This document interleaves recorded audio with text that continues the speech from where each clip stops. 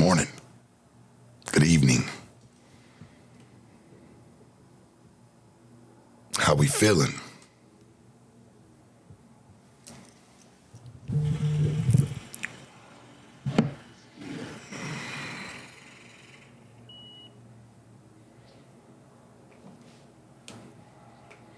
And would you just send me house phone?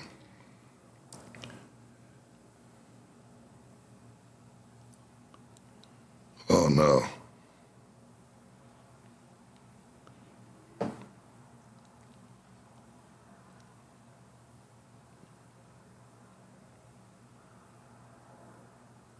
Oh wow. Wow, house phone. I don't even think you said that to me knowing I was going live, bro. I ain't even gonna hold you. I think that you was just sending me that because you did.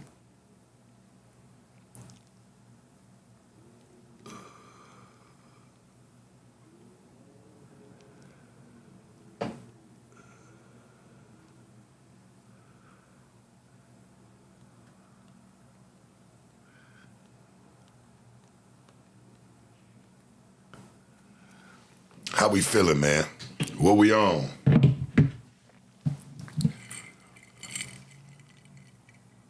Top of the moon.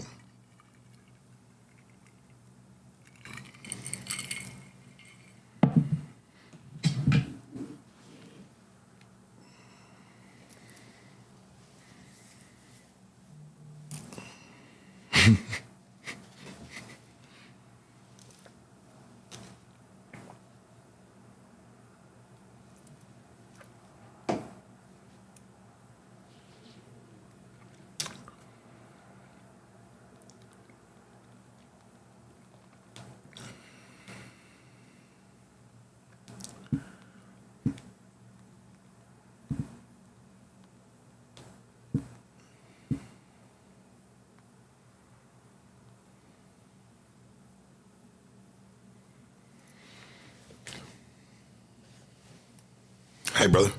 So go to sleep. Hey, brother. You take your ass to sleep, brother. Okay? You calm down. You calm the hell down.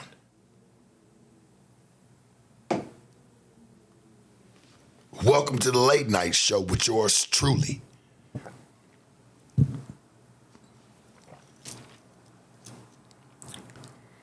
Like, comment, motherfucker, subscribe. Much love to New York. You calm that shit down. Hell's the matter with you? Thank you for being here.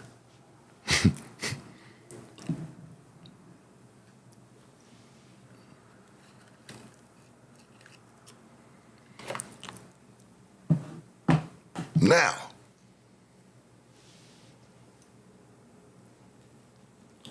see a Dade County in the building. Come on, man. Y'all know I'm about to cut up tonight. Y'all know I'm about to talk some shit. Y'all know it's coming. You know it's coming. All that shit that everybody talk about, that Diddy shit. Boy, we going pack. Oh, are we? The $30 million princess had some shit that leaked, didn't she? Yeah, boy. You get in that courtroom, everything coming out.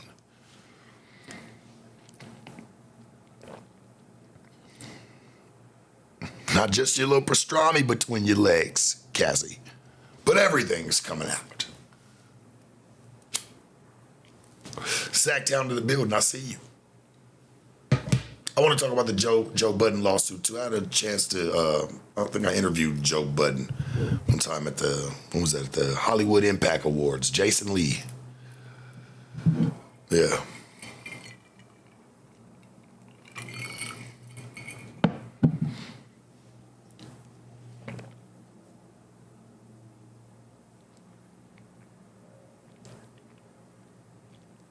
But we got to dive into that Cassie shit here in a second, man.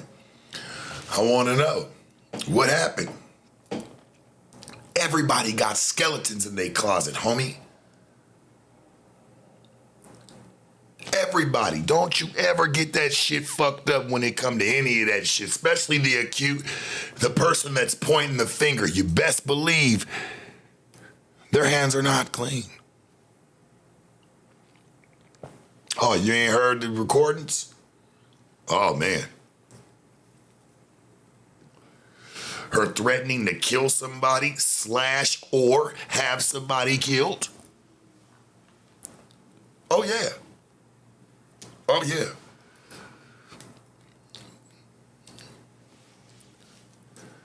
Sound like she was mad at a male prostitute that said that he had video or he had footage or something, and she was really irate about it, and she was just like, you said you had it, now you're saying that you don't, you're playing with me, I want to see it. She's like, I want to see it, I have a right to, if it has something to do with, bashing somebody's character or something like that, I got a right to see that. Or what is it? That's how she was kind of explaining, like, or what it even is. And I'm like, it sounded like the nigga that was in the background that was with her really didn't even want to talk to her.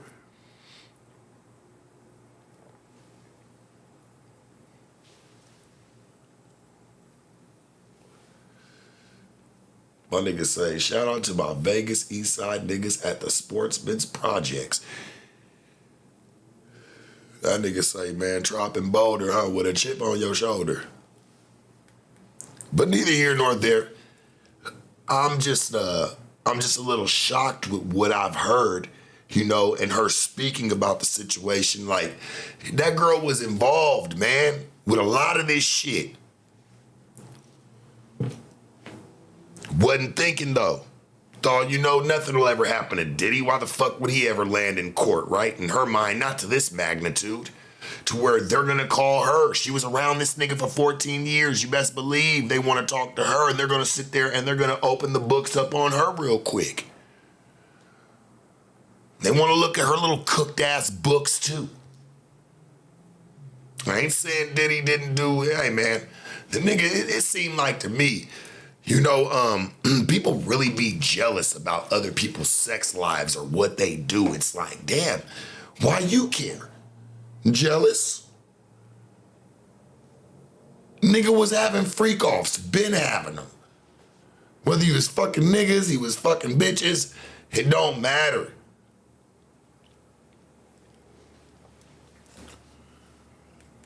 Not for what they trying to put the nigga away for. Is what I'm saying. Like, roast him for being gay, roast him for being bi, roast him for whatever the fuck, can be mustered up behind it. But it's like, damn, to throw the nigga in jail for a long motherfucking time over him having some freak offs and fucking bitches and niggas. I always thought people's sexual matters was their business, man. Whatever that person does behind closed doors, he's not putting out porn tapes. It wasn't put into your eye like that, you know what I'm saying? Where this nigga had an OnlyFans and this nigga had it cracking. I'm just saying here, man. I mean, come on. Like, what the fuck is going on? I'm here for equality. Like, we gonna look at it. Do the nigga need to go to jail for the rest of his life over some parties that he threw? Nah, people, I really look at it like this. People are really children these days. Like, you know what I'm saying? And love to blow everything out of proportion. Everything can be propaganda. Everything can be fucking a clusterfuck of drag. And people love it. They eat it up.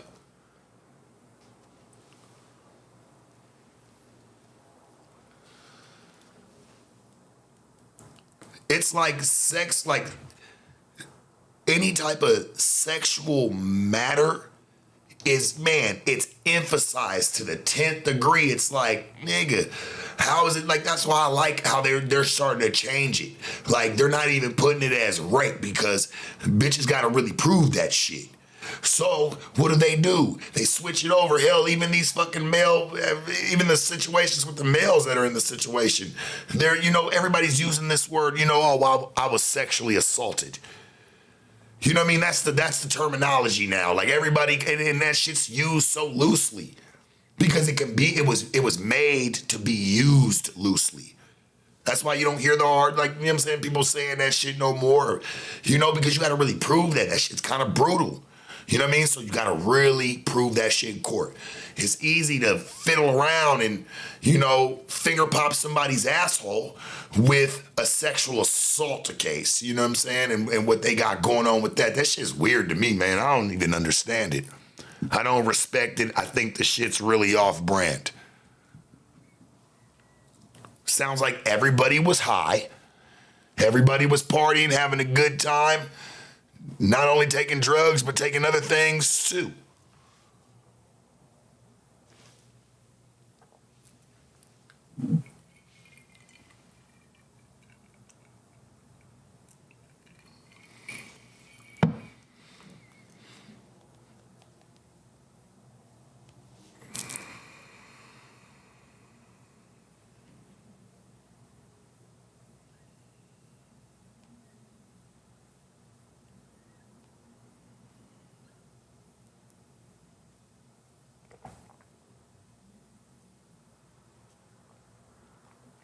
Let's see. Let's go find him.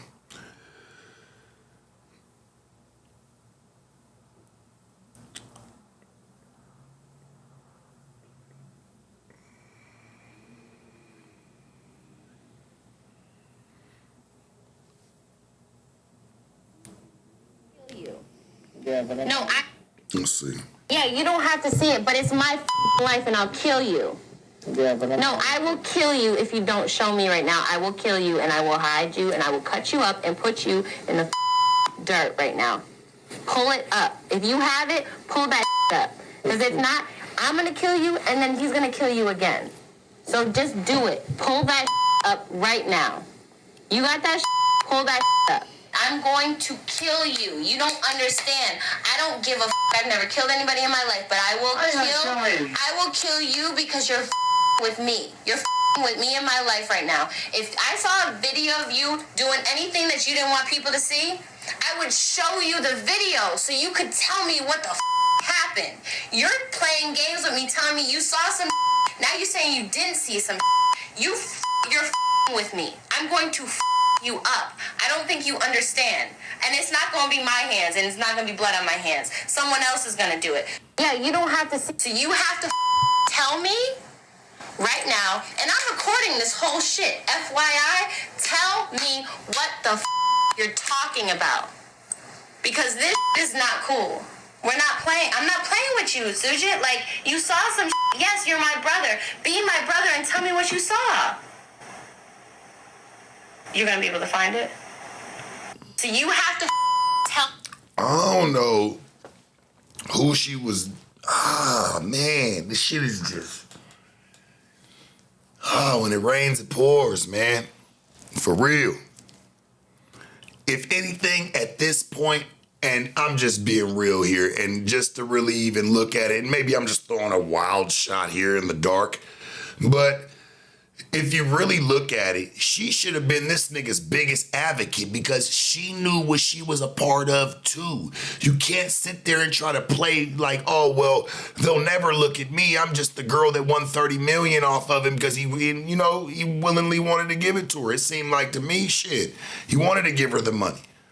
But that shit kind of admits some type of guilt to whatever the fuck she said she was gonna say. But it's like, damn, baby, you should have really just advocated for the nigga, stood by him, because now your ass probably about to be, your ass about to be up shit's creek too. They ain't gonna want to hear that.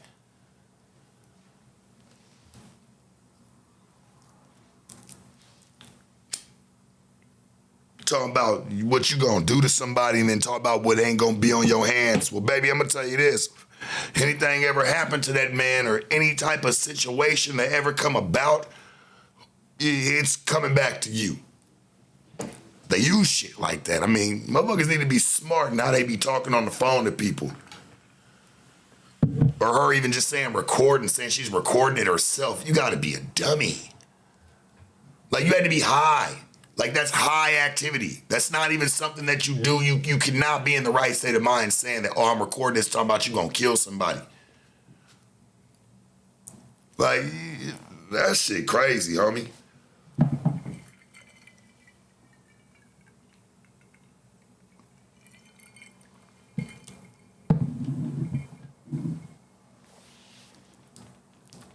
I look at it like this. I'm keeping it equal. I'm not against Cassie.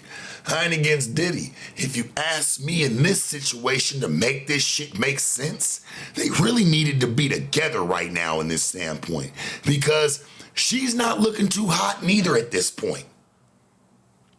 And it seems like all the shit that was said about her that a lot of people wanted to overlook in this equation is starting to come out now. That this shit, that there's some type of truth to it, even though I get that the truth, it always gets spun with a whole bunch of bullshit. The truth always gets piled with drama and bullshit. I get it. But it still stemmed from a truth.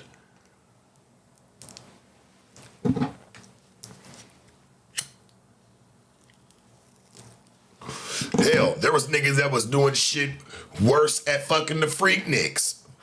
There was a whole Freaknik for quite some time.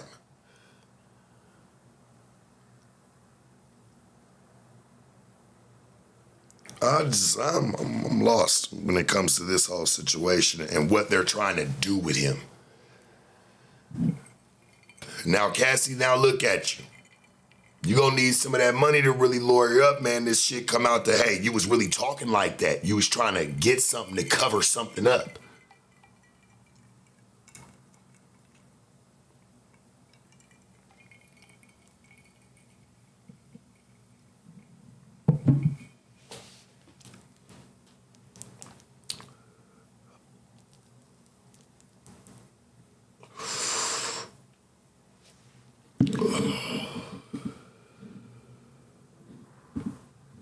Yeah, that shit crazy to me.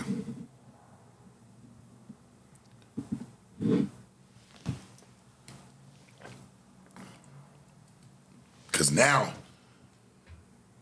there's about to be some shit with her.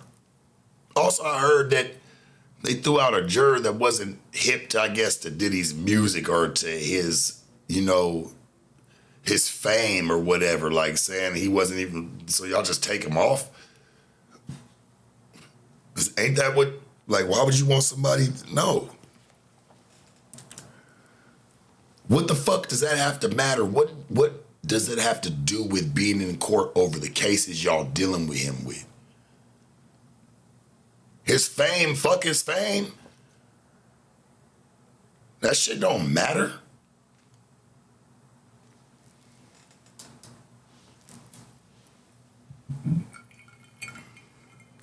If anything, you're playing that shit into his favor.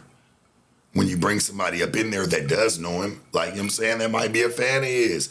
Diddy been around for a long time. He's done a lot of shit. I mean, right? Am I tripping? He's done a lot of shit. There's a lot of people that were fans of his that grew up to the shit he was doing. The whole little bad boy era.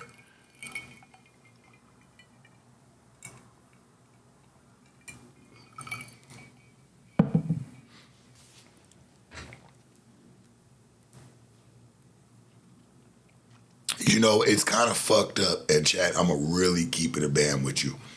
It's kind of hard to get a fair shake or a fair whatever you got going on in the courtroom being somebody like that, because when people find out that you're in jail behind a charge, you ever notice, like, man, for that person, it starts to get spun out of control. Now it's something so much bigger because of what people are saying about it. And the judges are watching, the lawyers are watching, the jurors are watching. Like, trust me, even if they're told not to watch, there's still people that's telling them, hey, I heard this was going on about it. It's still shit being talked about, and like just extra drama just to, keep the shit spicy. It don't even really be a fair shake and what the case is even about. You start talking about where the nigga took a shit at Wednesday at 7:30 in the morning, and everybody was talking about it. It's weird, man. It's crazy. Be happy that, for a lot of people that probably don't have that, be happy that you don't got that type of shit going on in your life, because you wouldn't like it. People are evil when it comes to that shit.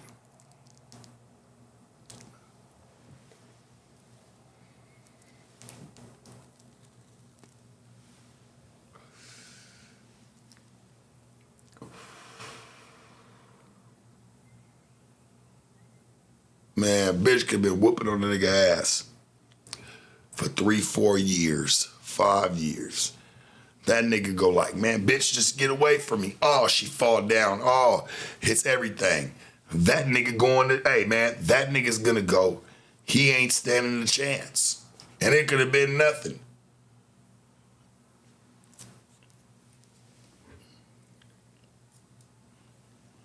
You got niggas like, man, Johnny Depp winning one because the bitch shit on his pillow. It's like, damn, homie, it's, I really believe in it's like, who's liked at the time?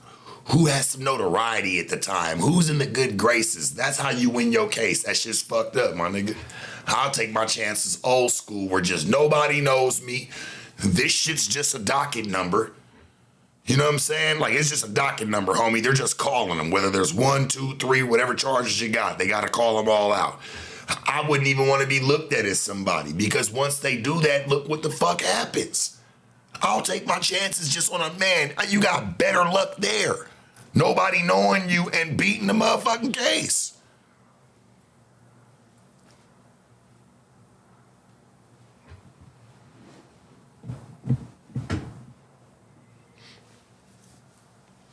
I'm just being real, man. Like, the shit is just, it's starting to get played out. It's starting to look stupid. And as the shit starts to crumble, I'm like, just let the nigga out.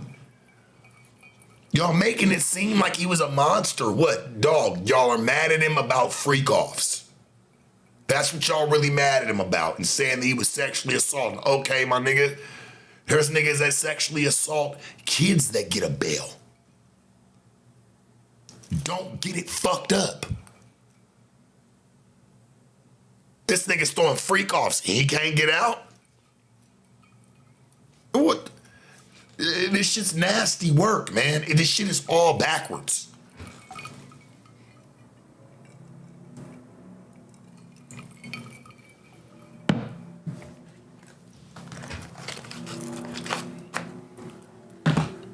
Niggas could have molested somebody, all that, still get a bail and get to get out if he can pay it. This nigga over here offering $50, $60 million bail packages, man, and they're saying no.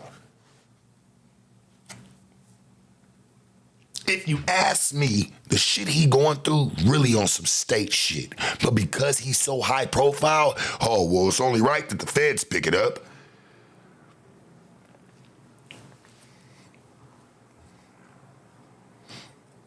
Would that nigga have to hurry up and try to run home to burn up some baby oil? So the jacket cold as fuck with Brandon's pleasures. But like, come on, bruh. Like, what that nigga running home to do? Go and try to hurry up and burn up the baby oil real quick? Like, come on, my nigga. Let's stop it. Let's cut it out. We're not gonna sit here and try to down, like, I get certain situations when you look at the R. Kelly situations and just other shit, I get it, homie, but damn, everybody?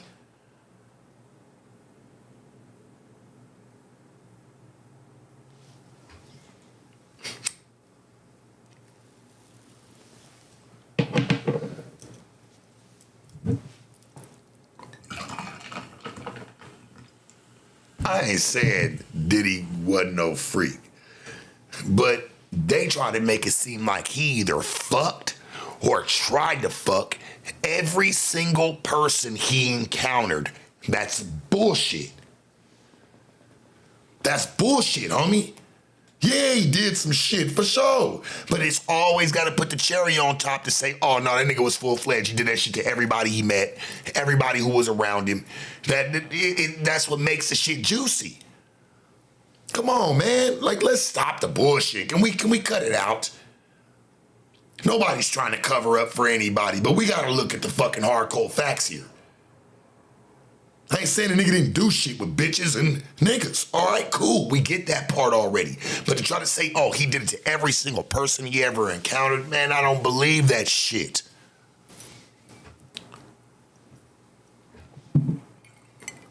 You just saying now the nigga don't even got no preference. He would have walked outside and fucked a dumpster.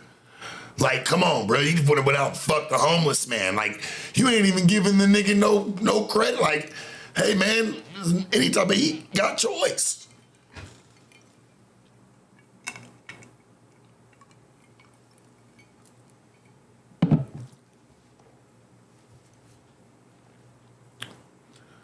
As he said, I don't believe he's a good person, but I also agree that there is an agenda to it. Sweetheart, I hate to pop your balloon out the sky, right? But if you don't, nobody you know and you hear some shit about him can be quickly not a good person. Hell, something that somebody tells you about themselves in confidence can immediately in the back of your mind, even if you don't say it out loud, like, damn, you're not a good person. Everybody's got a story. Everybody got a story, man. You could tell me some shit right now about you, right?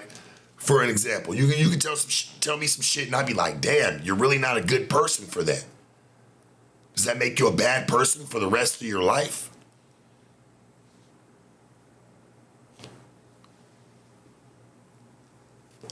You only turn into a bad person when people really don't know you and they want to know your business and you're not trying to tell them so you look fucked up.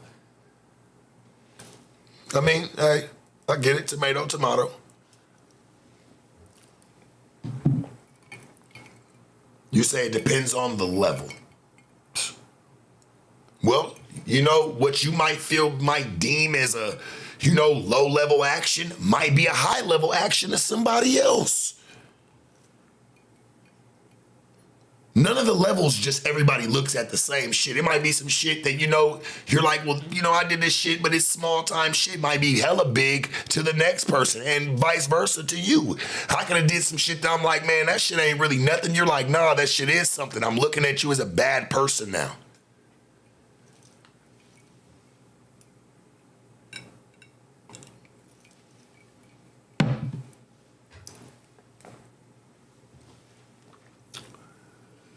And I get that it's easy to deem somebody as a bad person that you don't know and you just hear shit about.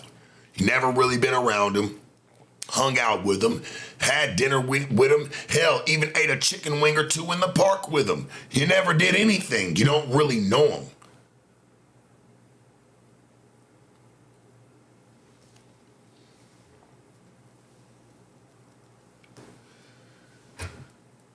I'm just breaking it down when you really look at the shit. Like, come on, homie, ain't we still people? We still got mindsets on us, correct?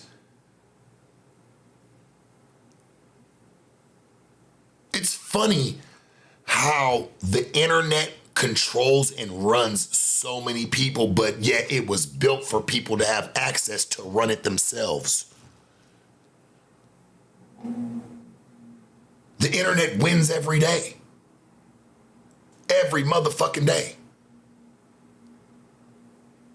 That's why I feel like the internet's out of hand, because it's like, damn, you can put up anything about somebody. And if that shit sounds like something somebody wants to pick up and spin it and throw the narrative, hey, homie, and it's getting airwave, they love it.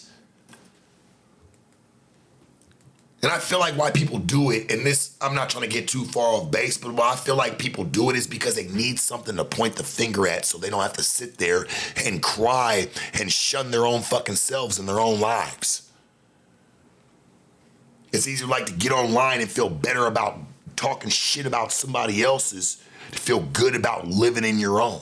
But still, even after that's gone, your shit's still there.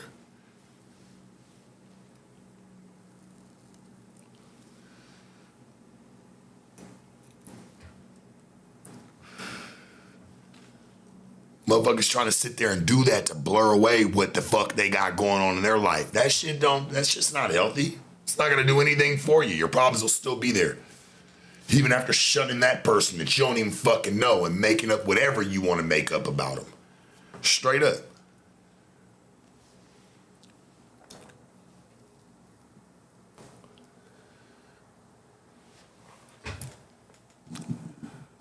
That's not life, and that ain't the way it's supposed to fucking go, and all of y'all know that shit.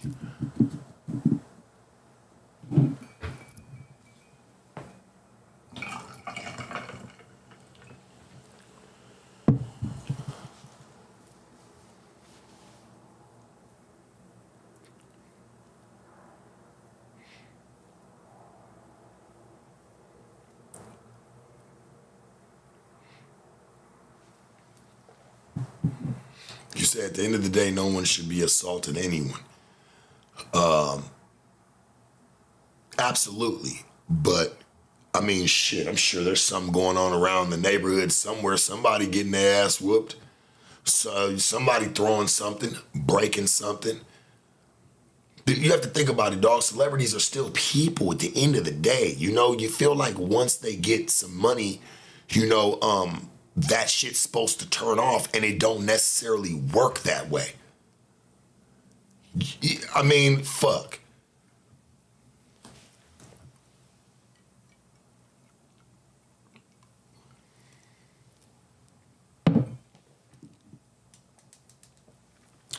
Yeah, I heard about the Tyler Perry shit. I found it kind of ironic that old boy ended back up at the house a second time. How'd you make it back over there? For what? You already had a funny ass encounter. Then you say you go back and you spent the night there and he went, you know what I'm saying? Like, come on, dog. Like, he got in your bed and made advances at you? Nah, you was baiting that nigga. You knew what type of money he had, and you knew how it could play out in the end. People think about this shit. People are trying to change their lives in a split of a fucking second. Come on, homie. Motherfucker go from having $1,000, if that in their bank account to 40, 50 million tomorrow because nigga, you busted, you made a play. Come on, homie. Hell yeah. I think that man knew exactly what he was doing. I don't think that happened by accident. And when gay, listen to me, if Tyler Perry is gay, right? And I'm not trying to put that on him. I don't know his preference or what he likes or what he dislikes. But if anybody makes an advance at you, right? A lot of people, like there's something about the other person that they made an advance about, like that made them feel comfortable to do so. It never just like, people go off of vibes. Like, hey man, if that's not how you are, woman or man, then that's just not how the fuck you are. You speak up on that. You say it firmly, you say it loudly. But everybody wants to be flirty and everybody wants to be this and that and all the extra shit. And I think a lot of people know what they're getting themselves into, but then they start talking to their people like, man, you say you did what with who? Them don't be rock star stories no more. Think about almost how many rock stars back in the day in the 70s and 80s, nigga, that was fucking bitches all up and down America, all up and down half the world. Crazy. You don't hear no story. Them stories, it should just be nothing. You just, hey, when they want to talk about the band, they bring in a few groupies that were around. They used to get nailed crazy to the wall by the whole squad, and they come in and talk about the situation. Bitches wasn't really getting no money off that. People weren't really getting no bread. They had to kind of wake it up like, hold on, this person was doing some shit to me. Man, look, the difference is consent and not consent. You know what I'm saying? But you gotta think about it, homie. Shit, 70s, 80s, I'm sure it was worse. Niggas these days had to really watch. Like, there's shit on the internet. The internet wasn't available back then.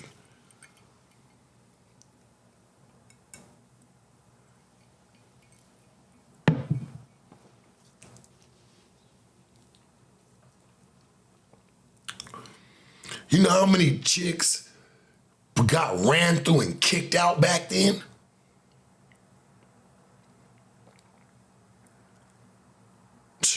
Those stories will never see the light of day.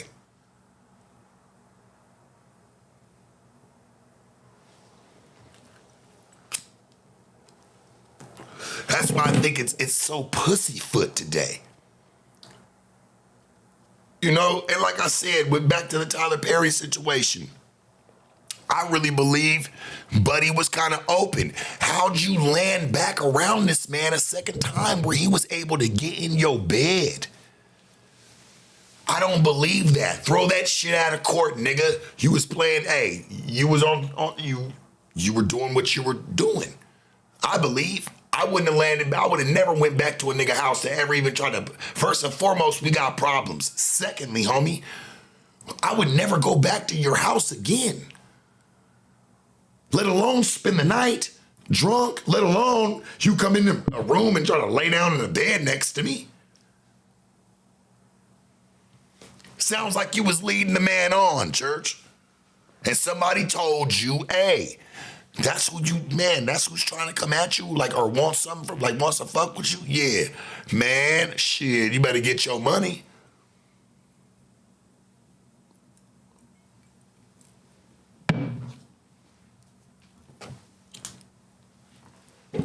Absolutely.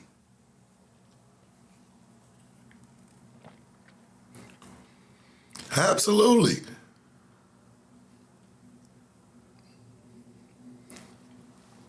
Man, come on, dog. Tyler Perry, when you in Atlanta, Tyler Perry got, man, fucking signs off the freeway to let you, man, Tyler Perry Studios. Like, that nigga's on, bruh. Like, what?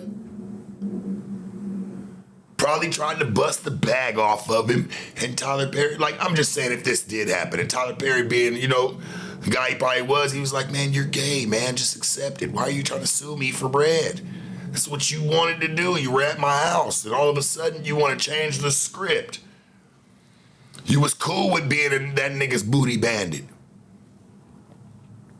Talking about, you know, do you like an aggressive or do you like aggressive sex? Man, I think that should be all bullshit, dog. Like, and it's funny, right? Because when you look at what somebody says the next person said and nobody was there and there's really no type of way of proving it without any type of footage, that shit is he say, she say shit, man.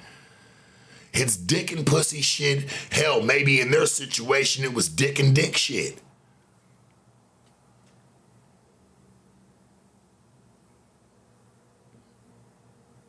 I'm just saying, like,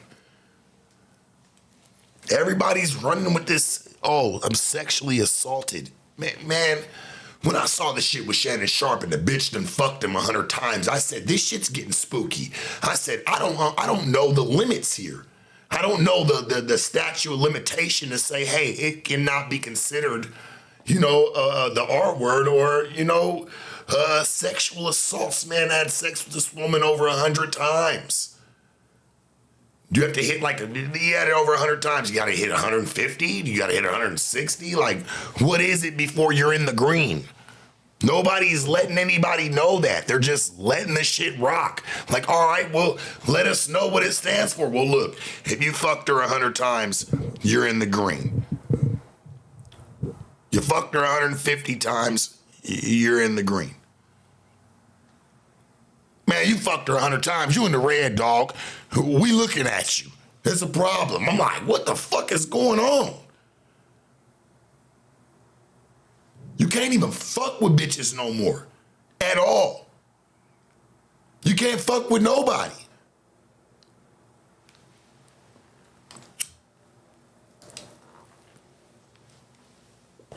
You cannot fuck with nobody, homie. It don't matter.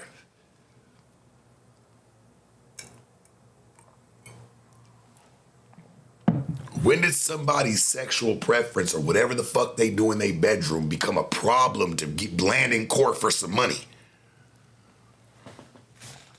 It's all dick and pussy shit, man. You ain't got people that got beat up, left in a corner, bitches shit got wired. Nigga, I done seen some shit in my time. I'm like, nigga, y'all, man, motherfuckers probably had more play back in the day. You look at it now, it's like, well, and it's weird because it's like, okay, well, where did he rape you? Or like, where did he do something to you? It sounds like a lot of these bitches, they like to get roughed up in sex. You know how many bitches have told me just in life, like, man, hey, I want to be choked out when I'm fucking. I want my ass slapped hella hard. Man, bitches say this type of shit. You gotta watch it these days. You gotta be like, nah, bitch, I'm cool. I'll pass. Like, I ain't even trying to do you like that. I'm straight. Cause you just never know what come with it. You know, bitches used to say that bitches are kinky. They get freaky. They like all that type of shit. Let's not get it fucked up, homie. Bitch be like, man, I like getting choked out when you hitting me. Straight up. Niggas ain't never had that. Bitches ain't never asked for that. Y'all know I ain't lying, homie. You know I ain't lying. Some bitches like to get smacked when they get nailed. I mean, shit. It depends on her preference. Shit, what the fuck we got, man? What we really on?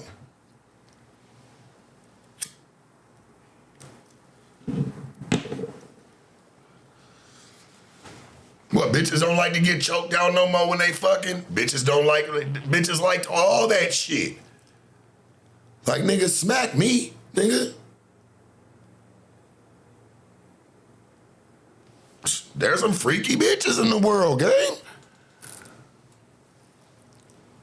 There ain't nothing wrong with it.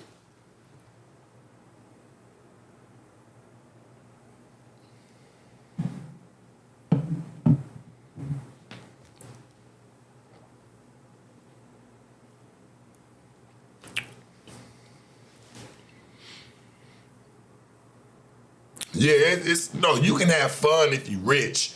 You just gotta be able to have it to where people can shut down the bullshit that come your way. Once you get them people mad at you, everything that they ever helped get away from you coming out. I'm telling you, that shit with Diddy, his shit's deeper. And it's with them Ciroc people. I'm telling y'all, homie, when he sued them people for that 100-something million, he won. Straight up. That's when all this shit start bubbling. Because he wanted to go with that other liquor company. End up suing the people he was with, Ciroc, and winning.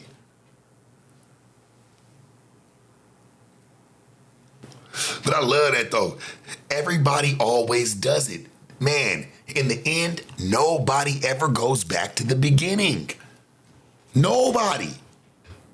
And how things can transpire, man.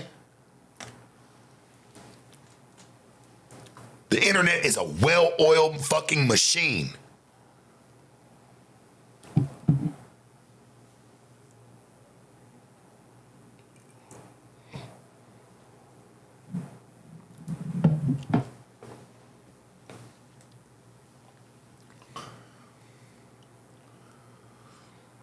Hell, we live in an era these days. And ladies, it's your body. Niggas, it's your bodies too. I ain't knocking nobody. I get that's just, hey, some of it how it goes. You should play safe, but that's how it goes. Think about how many people and every bitches would be like, nigga, you fuck bitches with no condom, but bitch, you let me fuck you with no condom. First day. You gotta think about like what these bitches' mind frames being when they go to being the accuser. Like, oh, well, you was fucking this bitch. No, bitch, you let me fuck you the first day. I know you done let many niggas do it. I ain't mad at you, but you know, I mean, fuck. Right? None of you bitches be using condoms. I guarantee you this, me ever fucking, if I would never pull one out, a bitch would never ask.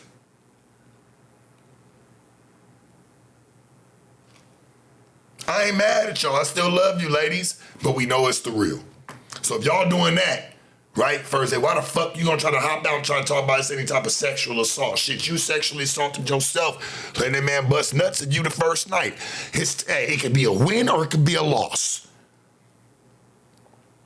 It could be a win or a loss. It's however you choose to take that in. I think it turns into a loss when you want to make a fuss about it. I'm just saying, it's the truth. For both sides.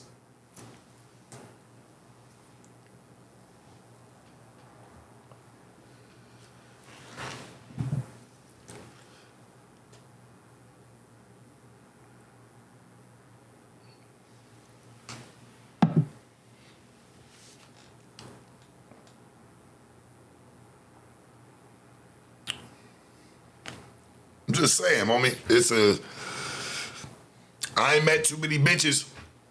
Hell, even coming up as a young man, shit fucking bitches be like, man, no, you need to stop, you need to get a condom. That shit died. And like I said, I'm not mad at bitches. But you can't sit there and go run that drag of saying, oh, well, I was sexually assaulted. Man, especially you niggas, these male prostitutes and shit, you niggas need to go to hell. Literally. Hell. You niggas need to go. I don't even know what I can even say about y'all. That shit's just diabolical. How you gonna have anything to say?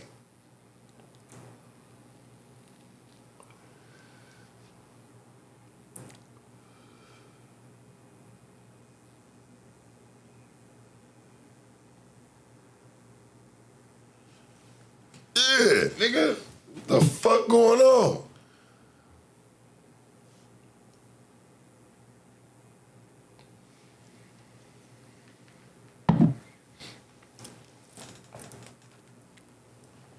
We gotta break down the science of all this shit that's really happening and like why. I'm not saying it because I really feel bad for women, men, whoever, kids, whoever that have to go through sexual assaults or, rapes or just going through certain things that they shouldn't be going through naturally. It's so hard to go and figure all this out and sort this out with the real people when you got the celebrities or people like that trying to take it with the, oh Lord, propaganda, oh my God, this happened to me. It's like, damn, this shit been going on to people that this shit really happened. Y'all just in the spotlight playing with the shit. It's being made a mockery. The shit's just being made a mockery anymore, homie. And it takes away from the people that really do go through that shit. You don't know who to believe. Now it's gonna turn into the point to where it's like, oh, well shit, if you're not famous, you didn't really get raped. If you're not famous or somebody who dealt with somebody at a structure that they want to take down at the time, that didn't really happen to you.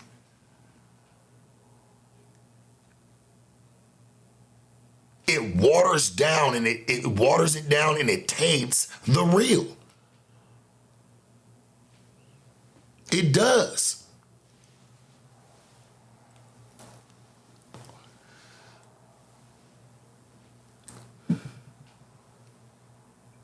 It's turning into new TV. It's a new reality show. These court cases. Hell, they ran it on fucking Young Thug for a minute and shit. This shit was just some other shit, but they just taped it, filmed it, made a lot of money off of it. Boy, they want to film that Diddy shit so bad. They just know that they gonna look weird. They wish they would have traded him in. Look, they really wish that if they would have had a chance of who they wanted to tape, this Diddy shit was what they would have wanted to be in court for. Not that extra shit. Not with Young Thug. That shit would have looked like a fucking paperweight on the table compared to what they was really trying to show y'all.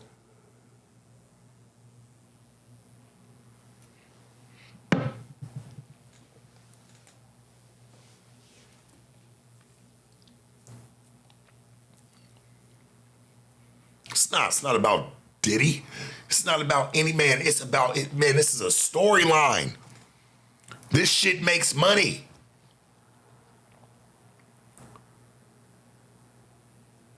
This shit makes bread. When people talk about certain things, it makes money for certain people because they're placing it in certain ways that they want you to understand it. They need you to grasp it this way. Real shit.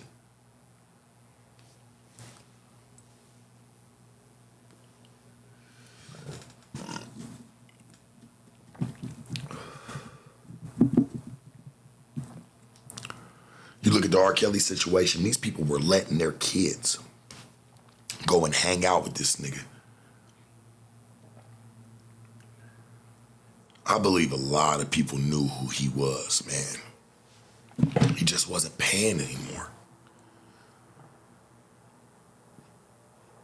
Straight up.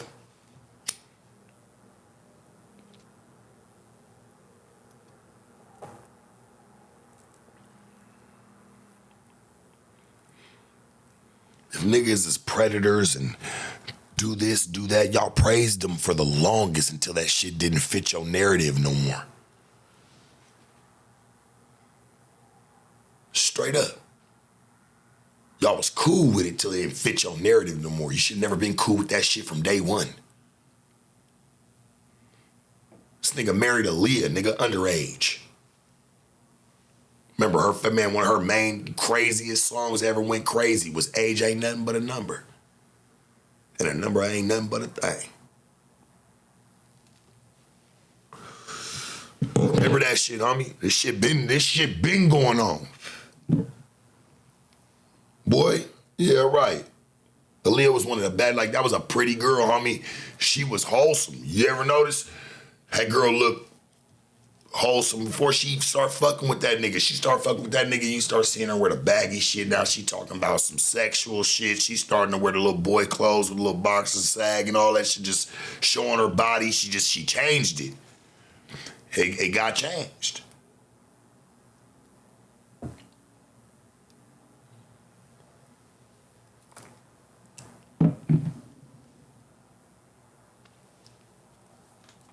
One of the baddest women in the game.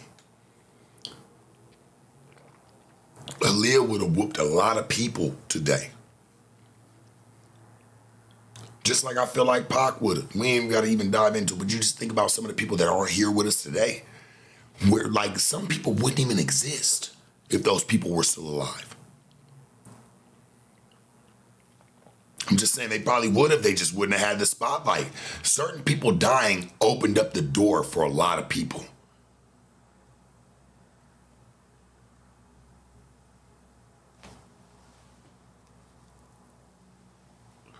Yeah, but Aaliyah, man, she was definitely underage fucking with that man, and didn't nobody have nothing to say when that shit was going on. They went and got married and every motherfucking thing. You know what that means, right? Somebody had to sign off on it. That nigga never went to jail for that shit.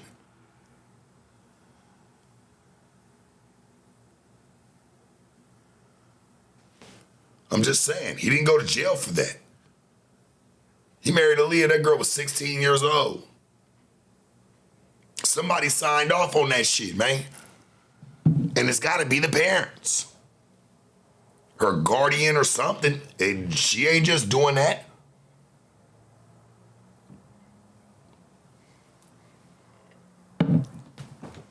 Yeah, see, y'all like to talk about just the bullshit and the drag, right? I like to talk about why certain shit happened. Like, damn, nobody was saying nothing. We just wait for this shit to come out, and then boom, the people that were around are like, yeah, we've been trying to point our finger. No, the fuck you haven't. 15, 16, hey, it's all the same. Shit, she was teen. The nigga married her.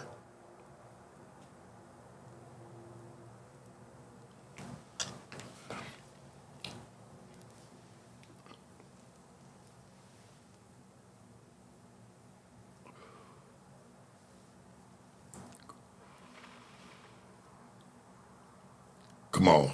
R. Kelly let you know he had problems when he said he wanted to marry his mom. Y'all knew that shit.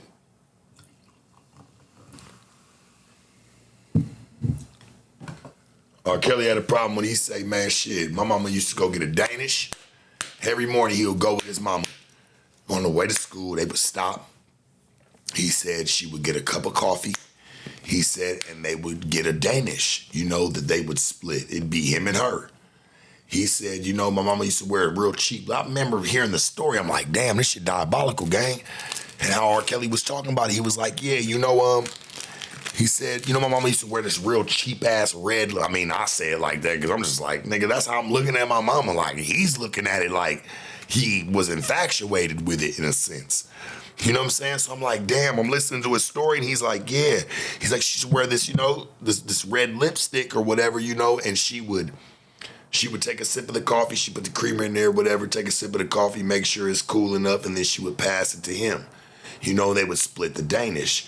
And she was like, and he was like, you know, what I would do is, he said, I would turn the cup around, he said, and I would sip off the lipstick part of where my mom would, you know, drink the coffee from. Nigga said, he said, I even asked my mama to marry me one time. He said, of course she said no. But I'm like, damn, gang, like this nigga do got problems, homie.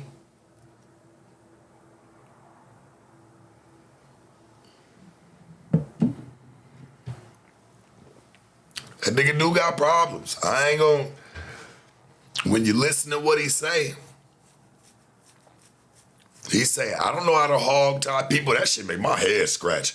I'm like, my shit itching. I'm like, nigga, you say you don't know how to hog tie nobody, boy, but I bet you your ass damn sure tried and you probably got good at it too. Did nobody had to know how to dribble the basketball until they picked the motherfucker up and start dribbling it. Real shit.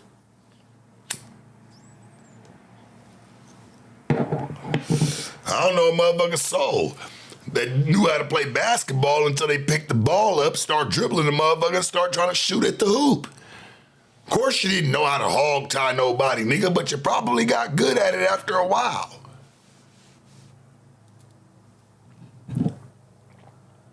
For sure. He said, I don't know how to hog tie people. Well, shit, you probably learned and you got real good at it.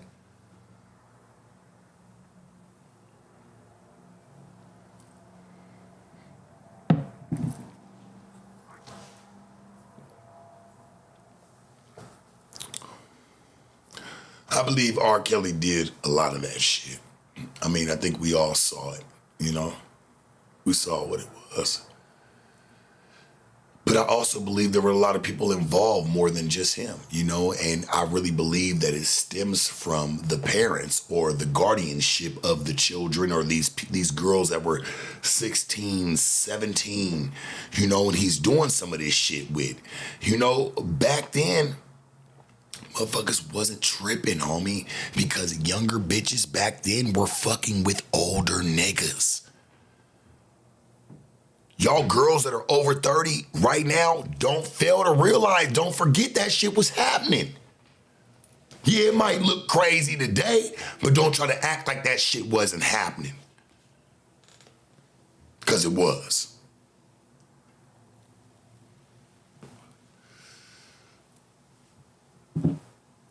You say it was on video, it was a child. Yeah, I believe all of that. But I also believe somebody signed off on that. It just looks more fucked up today. Shit, the shit was being looked at back then when the nigga was making home videos. Straight up, I'm sure it was fucked up back then, but it's like people were okay with that. You gotta remember that. I'm just pointing out where the problem was. Don't shoot me shit. I'm not standing for it. I'm just telling you, this where the problem stemmed. People been knew this shit long time ago. It's just now people got a problem with it because, you know, you can get somebody out the way. Everybody got skeletons in their closet, especially from back then. Them niggas that was moving back then was diabolical. They didn't have to worry about what the internet had to say, like some of the newbies today.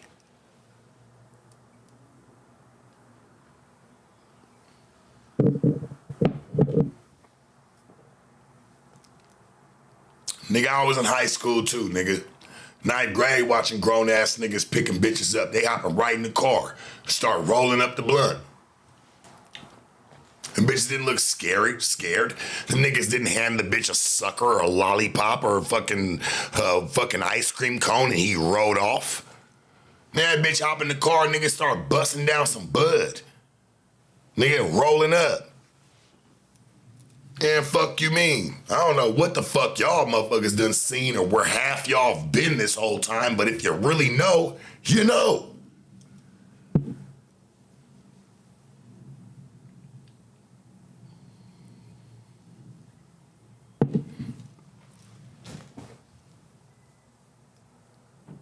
I seen it firsthand growing up. A lot of gangsters used to do it. Nigga be 23, 24, nigga, picking the bitch up. Nigga, she's 17, nigga. Fucking senior. Picking that bitch up after school. Shit.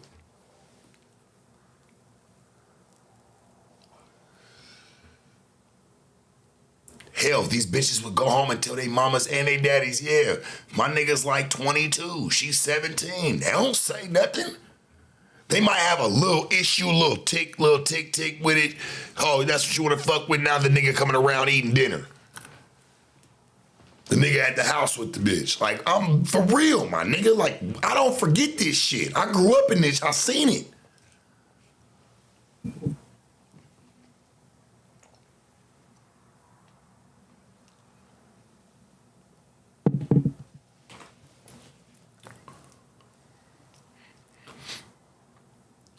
You know why? Because bitches, like, you know why? Because it was always a claim to fame for bitches to say, man, I'm fucking with an older nigga.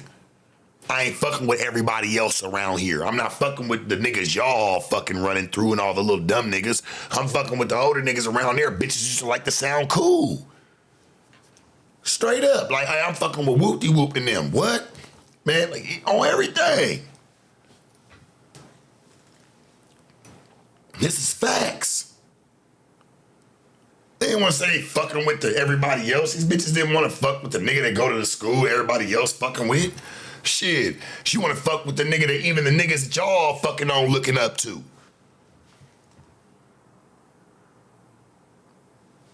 No, it wasn't cool, but I'm just telling you what was going on. We can't ignore that.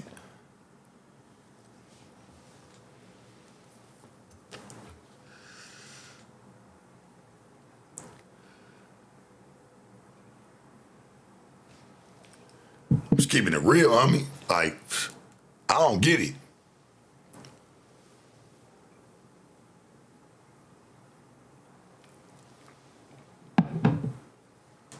Nigga, my older girl cousins used to do that shit. Like, bro, all them girls did that shit.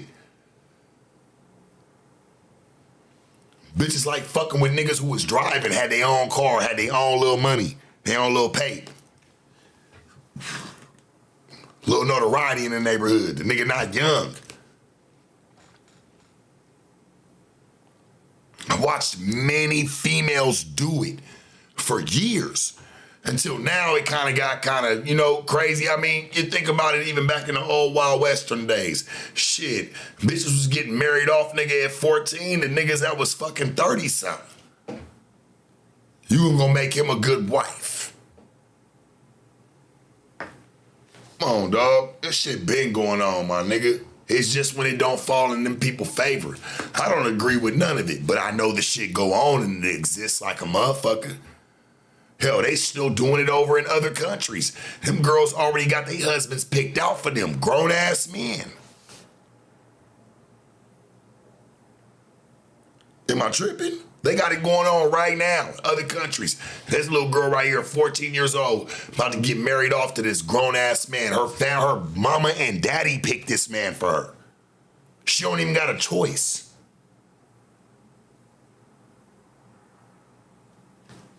Boy, yeah, right. Oh, I'm tired of hearing this picking and choosing shit.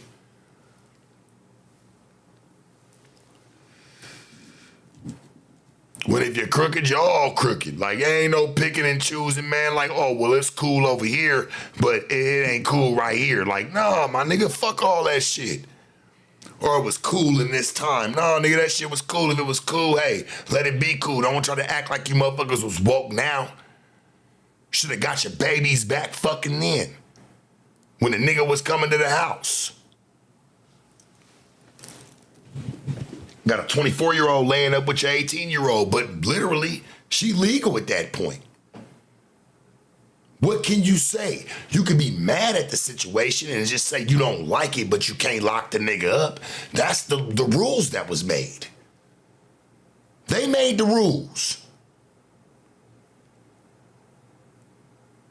They say 18 years old, you can do whatever the fuck you want to do. Straight up. Need some ice. Hold that thought, because we on it.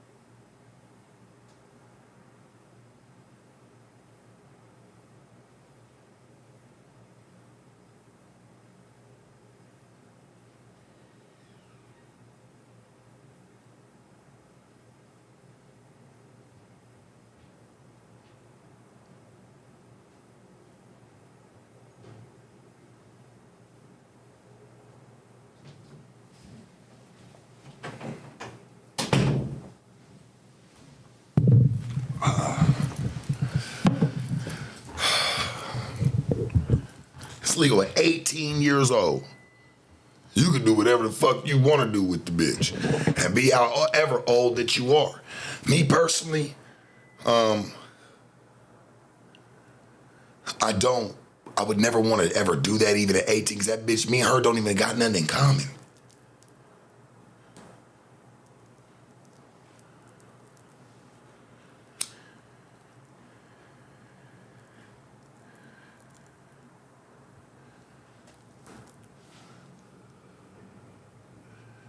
Bitch can get gangbanged on a porn at 18 years old. Nailed to the wall, crazy. But she can't even go buy cigarettes no more. They didn't change that. She can't even go get a drink with you.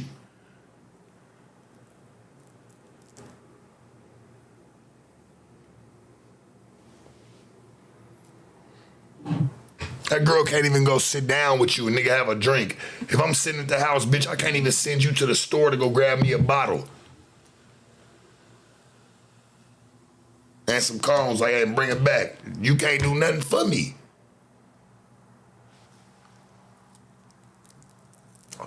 Every bitch can fuck. And pussy's pussy, man. Shit, bitch could be ran through at 18. So that shit don't matter.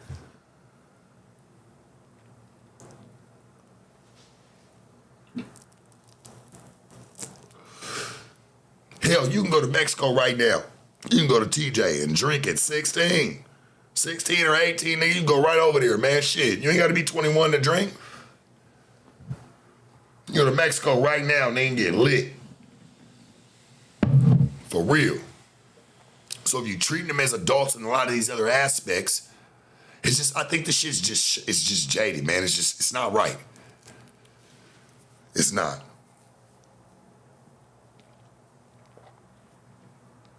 You say 17 is way too young to get married. You haven't lived your life yet. Man, they marry them bitches off in other places, man, at 14, 15. Once that bitch have her first period, nigga, she's gone. Parents want her out of there. You gotta go. You a woman now.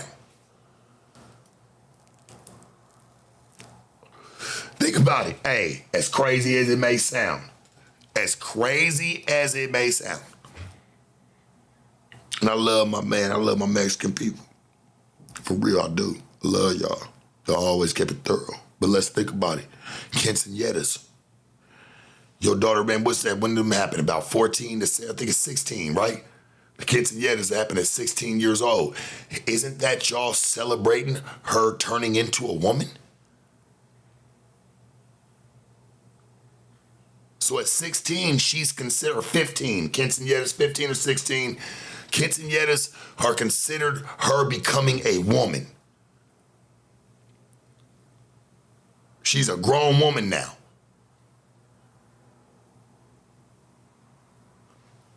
I know I ain't tripping. I know I'm not. That girl is considered a grown woman at that point.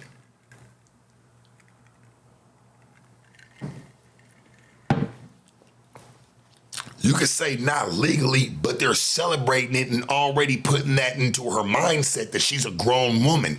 So whatever comes her way, hey, when it's a grown man, you're a grown woman. You treat it just as such.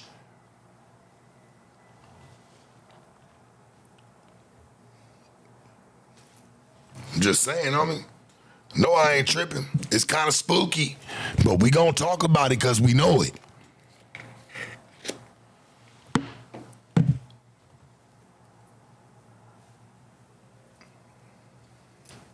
They do it even with a Sweet 16.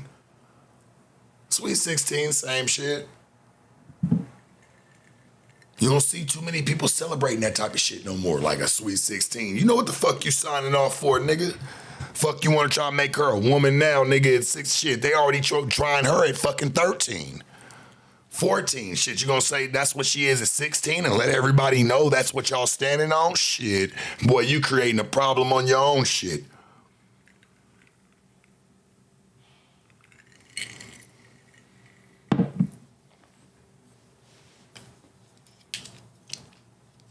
I ain't seen too many Sweet 16 parties getting thrown no more. That shit kind of stopped. Y'all seen any of them lately? I haven't. I still see quinceañeras going on, but I don't see them going on as much no more. I'll at least get a respect to that. Like, shit, it's still going, but it ain't going like that.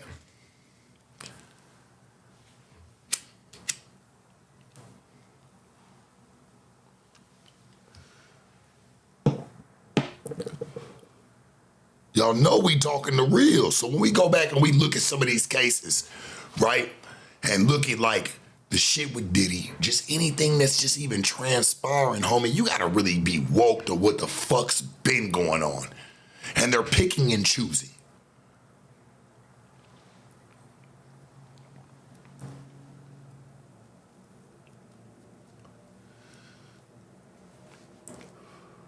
You can legally get nailed to the wall here in the United States at 18 years old. Can't buy liquor, you can't buy cigarettes, blunts, you can't buy any type of tobacco products, nothing.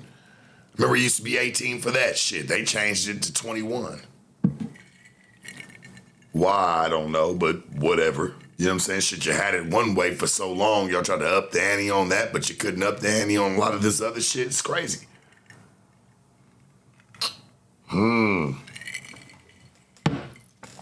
I know why. Because y'all make a lot of money, see?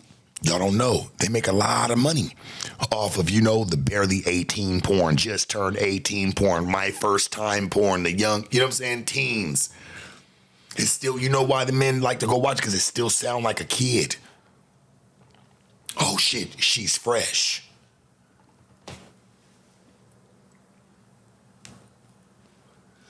They make a lot of money. Don't nobody want to talk about a 21-year-old bitch, 22-year-old bitch. See, you know why? Because everybody know, even the white man that like porn shit, she probably been getting fucked up, man, since 16s, man. That pussy done got whooped. Nigga, fresh 18, this girl probably don't know nothing. They want to see that. They want that on camera. That shit sells. I'm only talking the truth, homie. If it's a little too nasty for you, hey, I don't mind you having to walk off, but this shit is the truth. You need to hear it. They ain't never gonna stop bitches fucking at 18. That's a big bag. That's money in the bag. They know people like to watch that.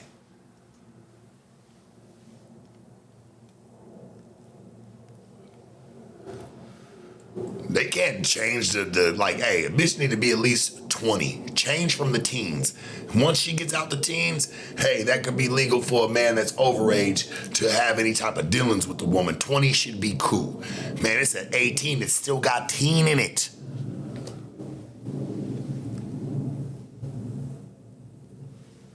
It's still got teen in it, man.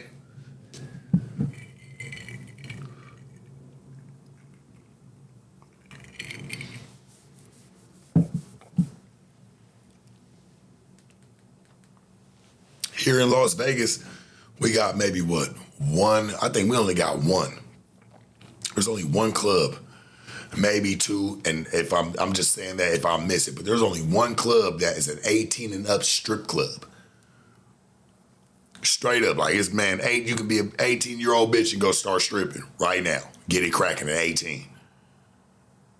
It's Lil Darlings. Lil Darling's probably, that's the only club I know even out here that I think do 18 and up. They don't serve liquor for a reason.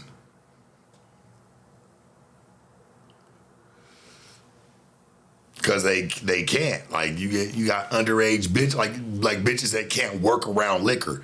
They can't sit there and go grab the nigga a drink and bring it to him by law.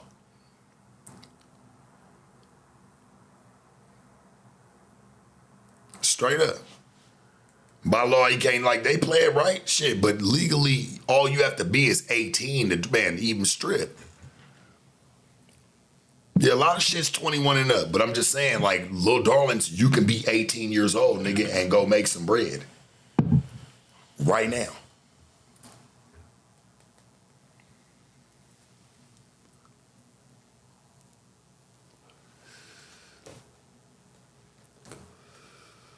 Right motherfucking now.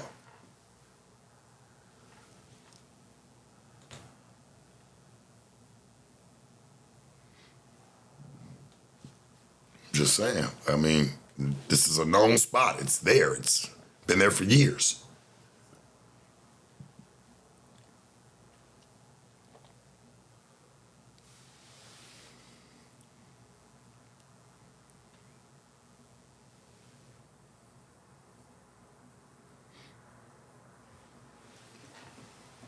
No, Little Darlings is popular. I mean, it's been around for years. Don't knock nobody that knows it. If you've been to Vegas, shit, I don't give a fuck. And nigga, your daddy been to Vegas. Your daddy know what Little Darlings is.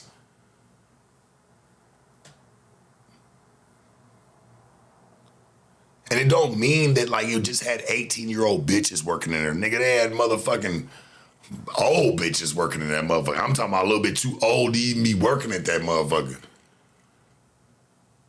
Shit, they 86 me out that motherfucker one time. They just knew though, like, man, what?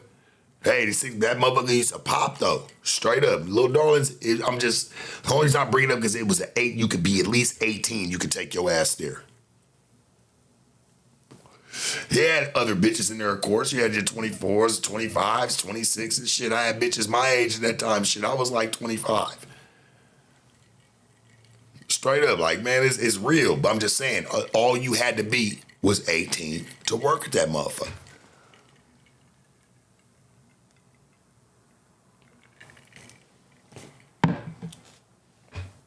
I didn't make up the rules, shit, and it never stopped nobody from going.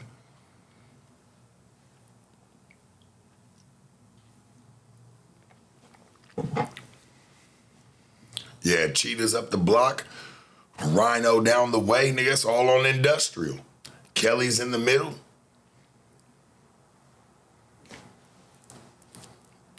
Now Cheetah's and Rhino, shit, even Sapphire up the block. All them motherfuckers 21 and up.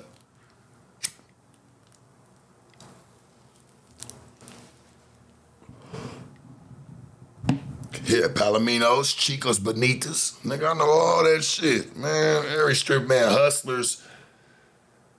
Hell, they didn't kick me out the Rhino before, man. Shit, being suckers, man. Fuck them. Never come in your bullshit ass establishment ever again just because I even tried to play me. I ain't even do nothing. Buddy even knew me from the door. He's like, hey, man, Sharp, you know, congrats on, you know, how you... Man, we see you just even turn it around and just make some money. I said, I appreciate you. I go to the bar, and mind you, I paid $60 to get in and everything. Just cool. I'm with one of my partners. He was with me. Lil Pretty was with me. Me and him, we up in there. This has been my nigga for years. We go up in that bitch. We grab a drink. We're sitting there chilling. Now, mind you, I seen this little bitch walk by, and she had a bag, but a stack of ones. Like, the motherfucker was probably like this big, homie. And she had it in a bag. I'm just watching people walk by. I'm like, why would she do that? That was just kind of awkward because she kind of put it out as she wanted to be talked to, but I ain't even say nothing to the bitch. Shit, I'm just having a drink. Security come up in, man, they come right back to me. This Mexican dude come back to me. He was like, hey, man, let me see your ID. I said, y'all just check my ID at the door. Y'all got to check them to even let somebody in. He's like, yeah, well, let me see it again. I'm like, I don't feel like I got to give you my ID again, bruh. He said, well, let's go talk outside real quick. That's how they do it, because they already know how I go. He's like, well, let's just go talk outside. I'm like, well, I just got a drink, man. I'm about to finish my drink, and then we can go outside and we can go talk about whatever. But I know I ain't do nothing. So I finished like, man, I got probably like a quarter of it left, right? He's standing there with me. He already know he's and still trying to talk to me about like, let me see your ID. And finally, we go outside, right?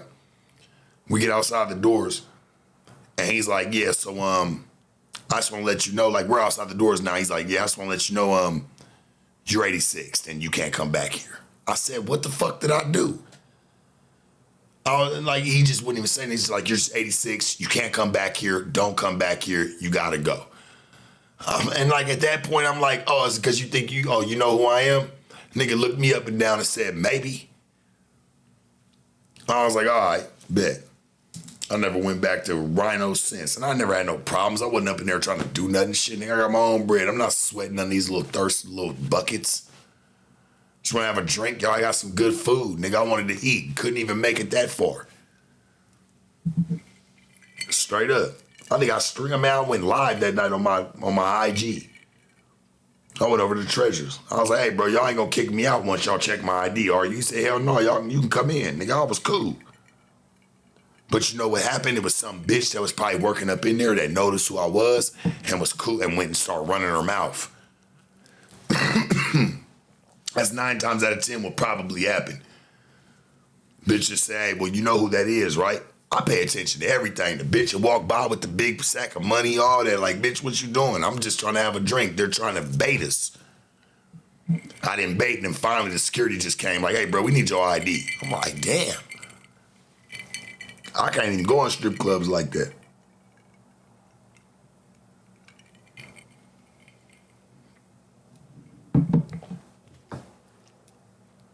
If you know, Rhino got some good-ass chicken wings. I just wanted some chicken, homie. I wasn't popping at nobody. I wasn't doing nothing. Kick me out when I done got aggressive with somebody, or I done at least popped at a bitch. Like, straight up, I ain't do a motherfucking thing, man. He didn't even want me to finish my drink. I'm still gonna finish. I'm like, I didn't do nothing. Once we get outside, the nigga say, yeah, you 86 from the property, you can't come back. I'm like, what the fuck did I do? I don't even think I had a bitch in there that I even noticed that I ever even had in the past. I'm like, nigga, I'm just chilling.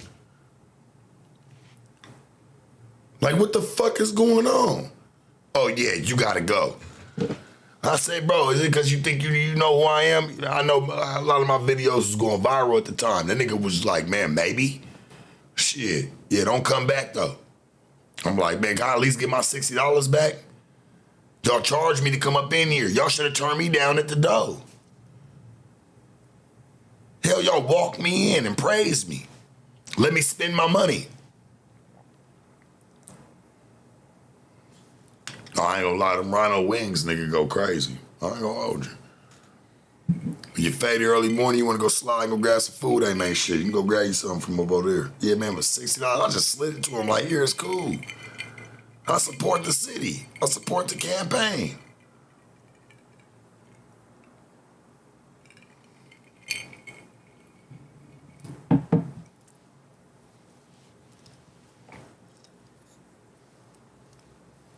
Have it.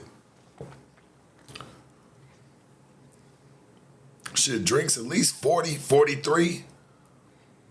Me and my partner, shit, that's at least 100. Shit, he spent 60, I spent 60. Shit, we go up in there, I'm spending at least 40 on the drinks. Shit, we up, man, $150, $60. Like, shit, what the fuck going on?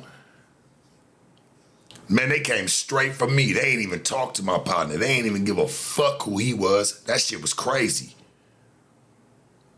Yeah, they ain't even get, like, it wasn't even like they talked to us because we came in there together. They ain't even do that. They was like, hey, you. I'm like, what the fuck?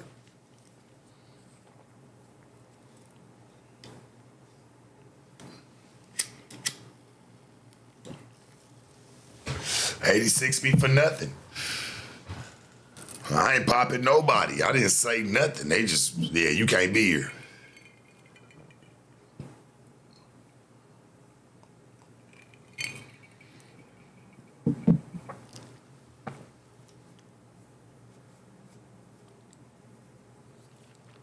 Yeah, no, my name is different than strip clubs and shit, homie. When they come to anything, they come to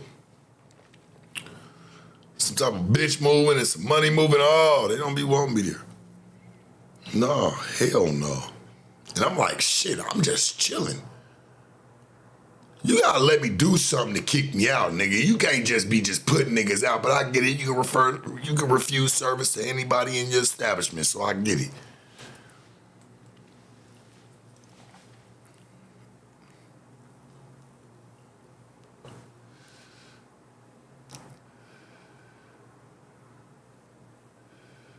I'm like, damn, my nigga, I ain't even get to get up on the bitch. What, the bitches is watching? I smell good or something? I mean, shit, what was it? I don't know, man. I got kicked out, man. I had to go hop in the S555, my wife, man, S5, and get the fuck gone. I went up the block.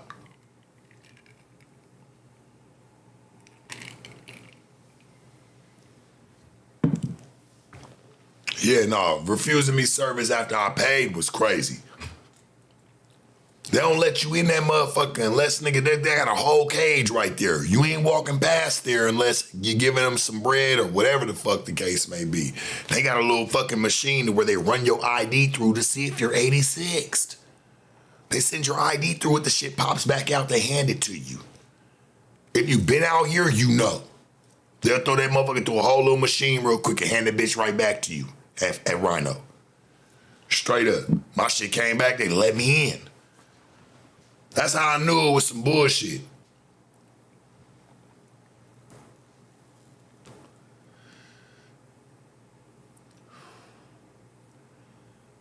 Strip club nightmares, man. Shit, I remember being, like I said, little darlings. They never liked me, though, because I always had it cracking up over there. So a couple of my partners, like some niggas I knew that would go there even without me, they ended up getting into a fight. And, like, I try to break it up. Like, I just break the niggas up. They outside, mind you. We all walked outside and went next door over to Kelly's. This nigga's over there fighting right there, like just, having a problem right there. I'm talking to him, getting the shit straight. We all get it straight. I go back to the club. These niggas tell me I'm 86 because I was in the middle of a fight. They let the same niggas back in. Told me I can't come back in. I'm like, well, damn. Like, what the fuck's the problem? Yeah, you can't come back in, though. You're 86th.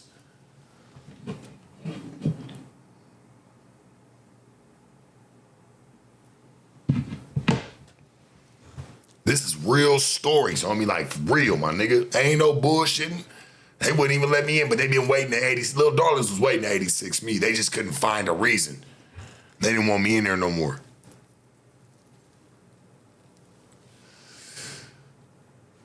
Them niggas got tired of that shit. I ain't gonna hold you. And I'm like, damn, I wasn't even doing nothing. But having a, pretty little young bitch, shit, I was young game. Shit, I'm supposed to have that. Niggas mad at me, homie. The fuck really was going on? Yeah. Crazy. Man, they been doing it before a nigga got on and got fake famous. Shit, I've been seeing them try to do that for the longest. Now they see a nigga on camera. Oh yeah, you definitely can't come up in here. I'm like, well, why not? What's the issue?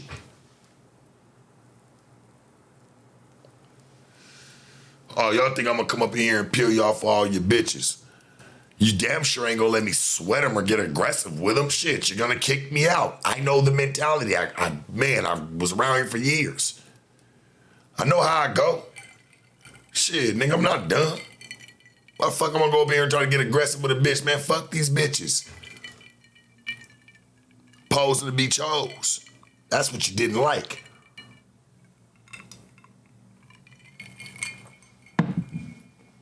Yeah, Rhino will never see me again. It's cool. Discrimination's a motherfucker.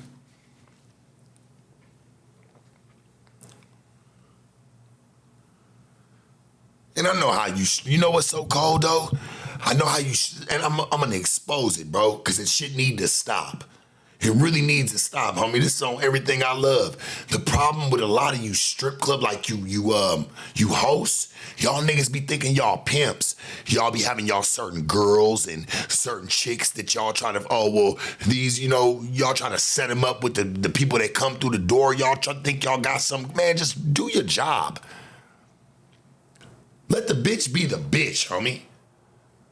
You niggas come to work in black blazers and feel like y'all niggas are them niggas. Stop. That's the problem. Dead ass. In strip clubs all over the country, you niggas think that y'all niggas be pimps. That's why y'all hate the real ones that y'all see come through. Straight up. Y'all niggas be trying to get money off the bitch too. Oh, I set you up with that. You still want, man, bitch might hit for 3,000 or something. Nigga, you want 600 of it. She tipping everybody out. Everybody getting paid, right?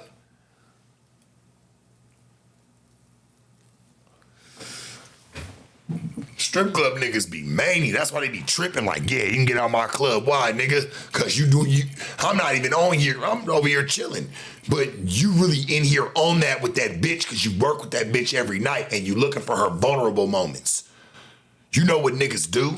So yeah, if you can get a little 300-600 out the bitch, you might not be taking everything up off of her, but you're still you want to get some money. Shit, you wanted some money off the shit. Same nigga that was gonna walk through the door and spend it with her anyway. But just because you said, hey, whoop-de-whoop, come here for a second, I want to introduce you to somebody, you niggas think you the shit. It's crazy, homie. It really is.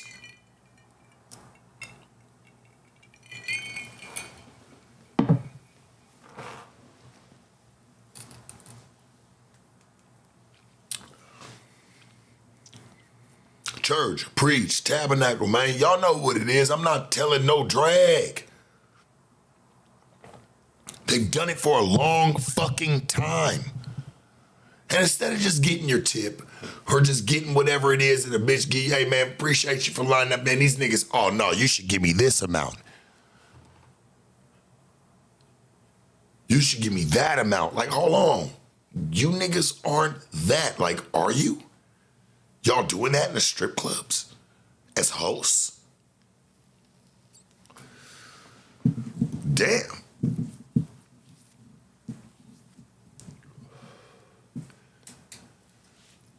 Damn, I mean.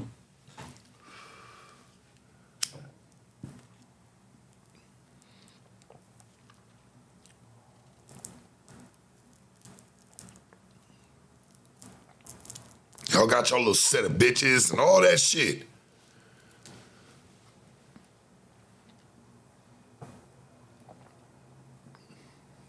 It's really fucked up. It's like, damn, like, and if a bitch don't play by the rules, yeah, he might not call, hey, now he calling up the bitches that, you know, the ones that tip him good. Y'all don't think that ain't happening? He gonna fuck with the bitches that tip him real good. The bitches would be like, hey, I'm not trying to be on that. It's cool to give you a couple. She's not getting no play. You're not getting no play, bitch. Matter of fact, you're not even probably even want to work here anymore.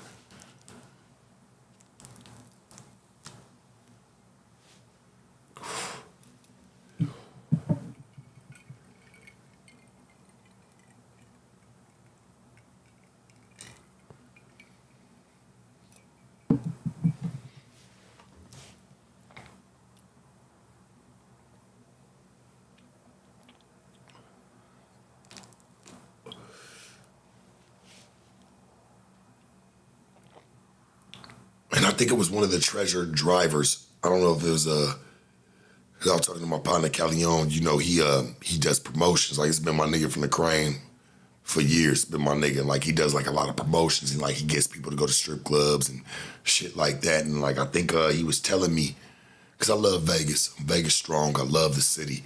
And I believe it was either a Treasure. It was one of the Treasure limo drivers who lost their son to a bike accident. The nigga I think he was running from the police, something like that. He smacked into a wall, I believe, if I'm not mistaken. Prayers to his family, prayers to everybody that's going through that. Like, man, out here in Vegas, this shit get kind of crazy, homie. Like, it's different. Because there's so much alcohol, drugs, there's so much shit that's fueling it.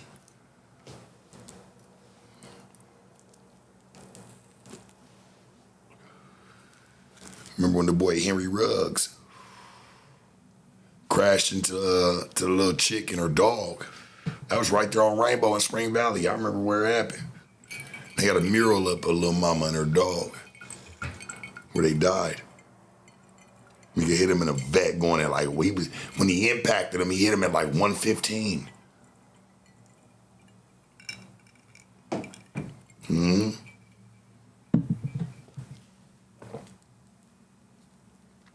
The car, like, with the girl caught on fire immediately.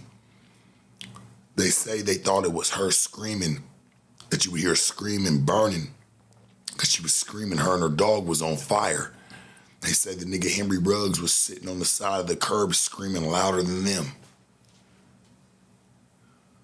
A girl up in there, nigga, skin burning to the seat. Sure you could smell it. Boy, burnt skin, man, you ever notice when you ever burnt a fingernail of yours, you ever notice how that smell? Imagine fucking skin on fire, boy, that's a rank smell. That's a rank ass smell, boy. Her and a dog.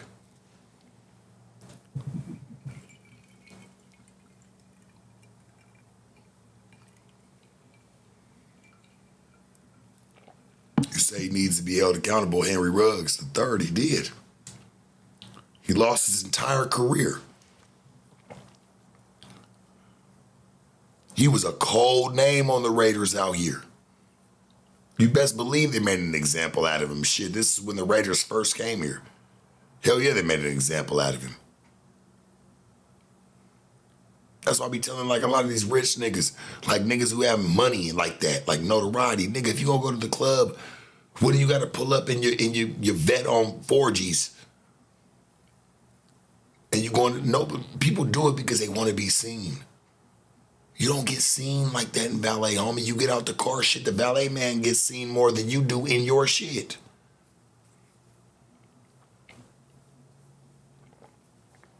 Yeah, you up for parole next year. That man lost everything, bro.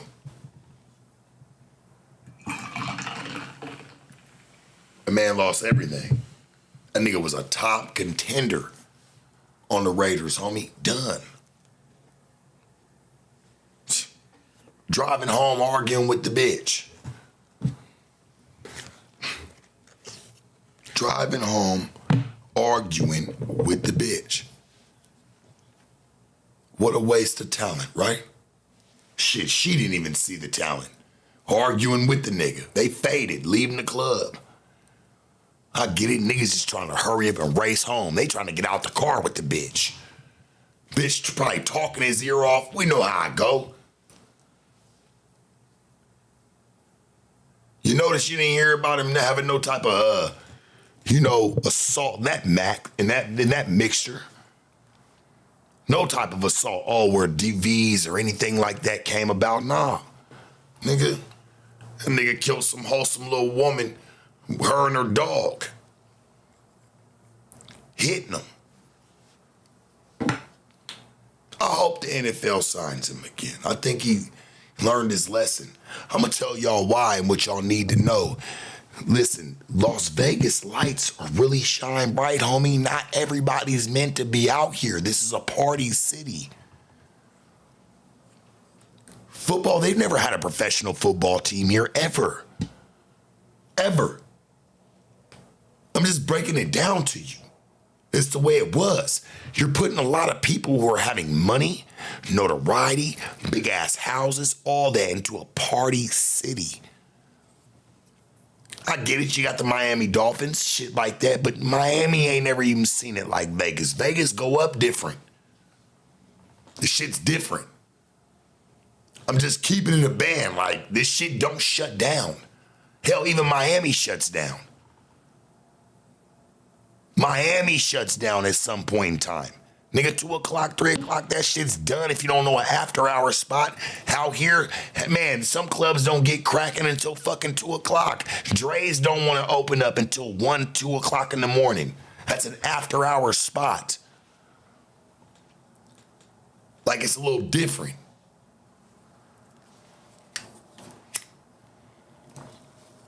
Like in LA and like other places, you gotta go find where like, who's talking about an after hour? Nigga, shit in Vegas, you know where it's at. Hell, they're promoting it. They're letting you know where it's at. All signs lead to over here.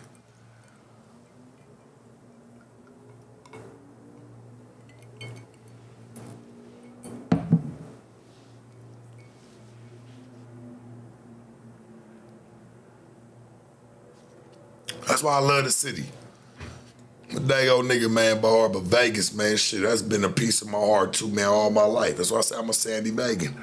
I remember being on the strip, my nigga really mashing around here. I miss the boardwalk. Boy, one of the best delis on the strip. You can go get some of the best chicken fingers and fries over there, nigga, on the strip. The truth. Tore that motherfucker down. That's where the Aria and all that shit stand today. For sure. Remember walking all that shit, Sunset Pizza over there, nigga. I'm over here sweating bitches. Young. Young as fuck. Outside, really at it, homie. This shit was just different. I talked to my nigga Calleon the other day because I asked him about the shooting because, like I say, he's a promoter. He does that type of shit. He said when he heard about the shots, he said, nigga, they start walking that way. Like, what's going on? Like, ain't nobody stupid enough to just start shooting on a strip like that. He's like, damn, is this like a terrorist act? Like, what's going on? They get down there. He's like, nigga, they see what's going on. He said, bro, after 5 hours, 4 hours, he said, nigga, the strip opened back up. Nigga, nothing ever happened. You about to take away the money that go on around this motherfucker, homie? Ain't nobody life bigger than what that strip run. Nobody's. I'm telling you this right now. Nigga, you could die out there tomorrow, be one of the most famous niggas in the world. Hell, even when Pac died. This city claimed one of the craziest, man, one of the top niggas on Flamingo and Koval. That motherfucker was down, man, shit. It was 1 block away from Las Vegas Boulevard. Still kept that motherfucker open.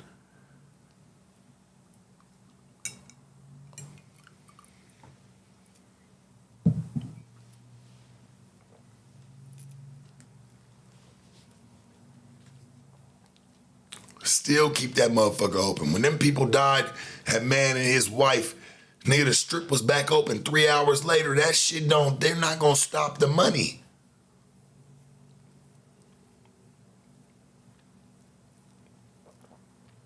The lights and the power never went out in this motherfucker since the time it was created. Shit, even when COVID, nigga, they just turned the lights dim. I never seen the strip like that. In my entire life. I never seen the Las Vegas strip like that where, nigga, when COVID was going on, you see all the casinos, they just dim their lights. It's a sad time, I mean. It was a sad time. For real. But the lights never went off.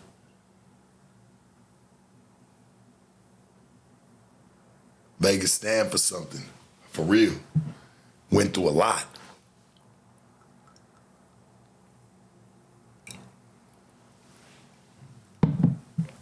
And could people just get off the rip of like, oh, well, Vegas is just a strip, nigga. No, it's not. You got the West, you got the East, you got Northtown, you got the Southwest. That's over there, Penwood, all that shit. Like, man, you got shit everywhere. You go up to fucking Mountain's Edge, Rhodes Ranch, Anthem, Summerlin, for sure. McDonald's Ranch, Henderson, Old Henderson and New Henderson. Boy, there's shit all around this motherfucker. Don't get it fucked up. It ain't just a strip. That lets you know, if you think it's just a strip and you come around here, that just lets you know that a nigga can really get up on you, get whatever the fuck you want to get up off you, and you never see that nigga ever again. Where you gonna go looking at? The strip. That's all you know.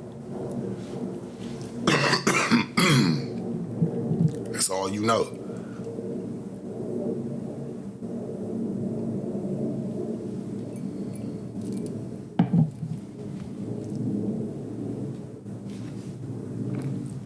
Nigga rob you, boy. Get you for everything, and you don't even know where to go find them. That nigga like 3-4 blocks away. You just don't know it because you'll never leave this strip.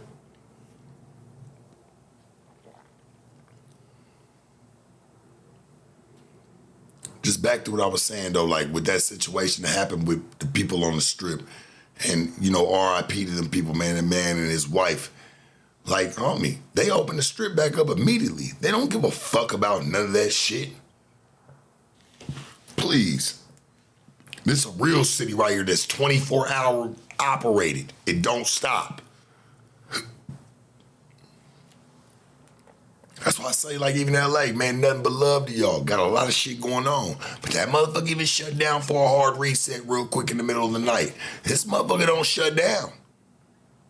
This motherfucker stay cracking 24 hours a day, and somebody always on some bullshit. Nigga, I went to the store a few weeks ago, nigga. Somebody, like, I'm trying to get some gas. They're not even trying to let nobody in. I'm right there on Flamingo and Koval. I'm right there at the little corner store right there. Little Speedy Mart, whatever the fuck's on the corner right there. crossing the Meridian. Nigga trying to go up in there and get some gas. His nigga said, man, you might not want to come in here, Sharp. He knew who I was. I'm like, man, why? What happened? He say, nigga just sprayed bear mace in the store. Bear mace, homie. Motherfuckers be tripping. It was probably just some bums that was just getting into it like with somebody or somebody. They be over the stupidest shit. Nigga, bear mace. They got the doors wide open. People coming out that motherfucker coughing. I had somebody go up in the store like, hey, man, look, I had somebody with me. They's like, I'll just go up in the store and pay for the gas. They went in there and told me, man, they throat burnt for 3 days. Like, I still feel the bear mace in my throat. I'm like, damn. For real, nigga, true story.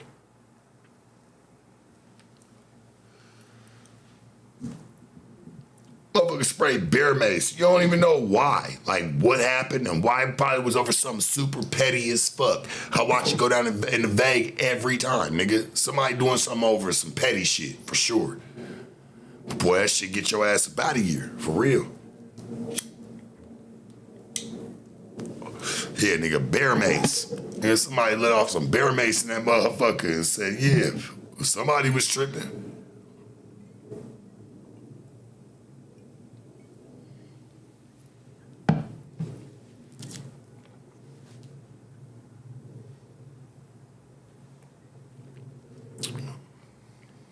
Real game. Fucking bear mace.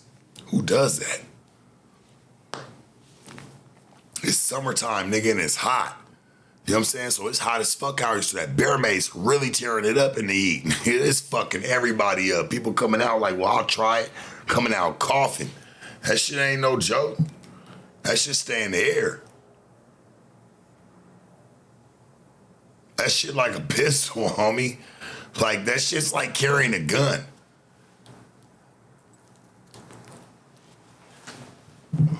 That shit different. Y'all remember I pulled it up the other day? I was like, damn, like, because the strip not playing with people. Like, if you go out there, you gotta be smart, homie. Move under a certain radar. I did it for years. You gotta move, hey man, you gotta move along the lines of what the fuck is going on in civilization. For the boy, I think his name was Sin City Manny. Come on, dog. I'm from around here too. Like, what was you doing? Talking about like y'all niggas beefing online? Like, where y'all gotta do that type of shit to each other? Come on, homie. You was looking for the nigga all day online. I'm like, what you doing? You should be outside just balling. You was looking for that man. You wanted to do something to him, bruh. I don't care what he said about you online.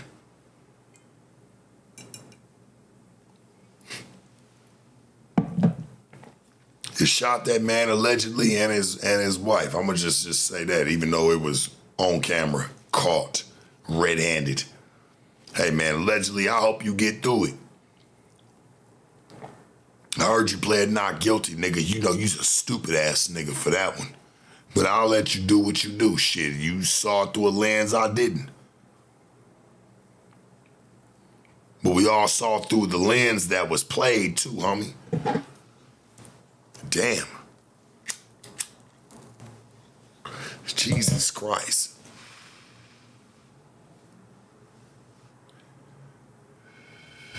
Got all them white, wholesome people running. I saw them. Nigga, the east side, 5 minutes down the street. You could have, like, hey, nigga, you got a problem? You take them down to the, like, wherever you would have took them, the Vistas, whatever. Nigga, you was playing.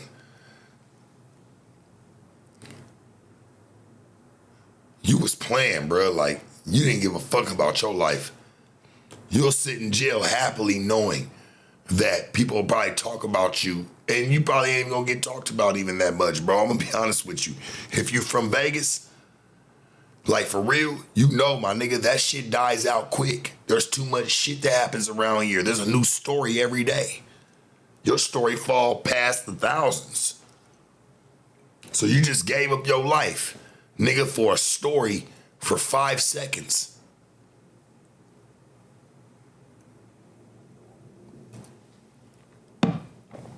I feel bad for you. And why? Because you really from around here. Manny, or I think that's your name. I mean, you should have knew better, dog. What was you doing, bruh? Come on. You know how they play on the strip, my nigga. Why you doing that?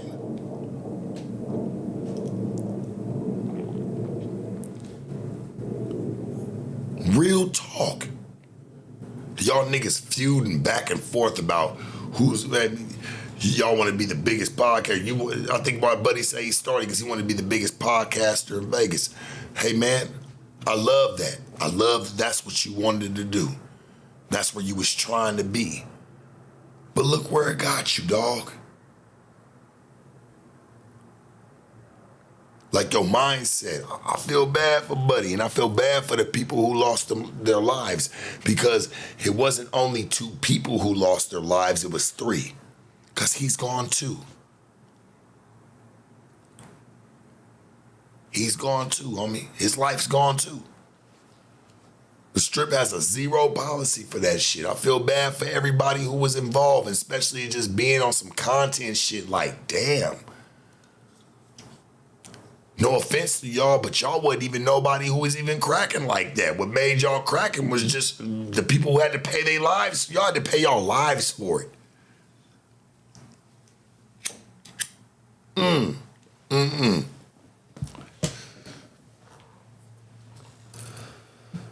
Yeah, the Strip ain't the real Vegas. The Strip is just a strip.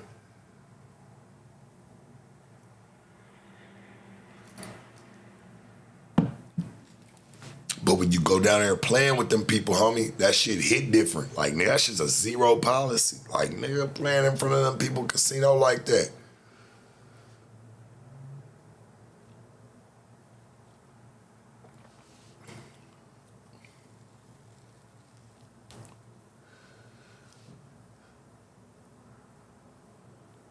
Like, comment, subscribe, homie, while we bashing, while we moving. I love every single one of y'all. Y'all know that. We here. I'm up with you. Shit.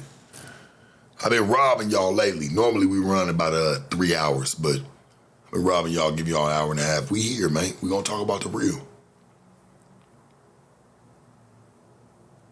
Cannot believe Buddy did that on the Strip. Nah, that wasn't the one.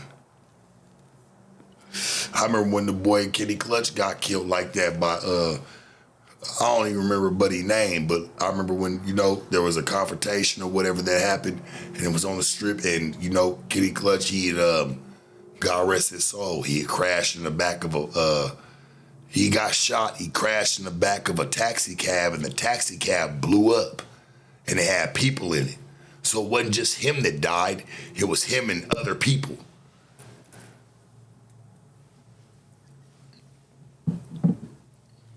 For real, they say it was like a movie.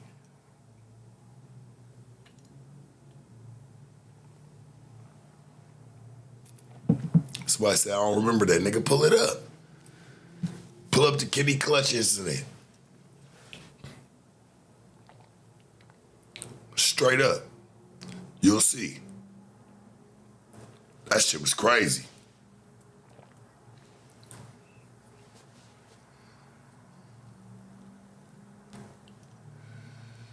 It was all over some bitches.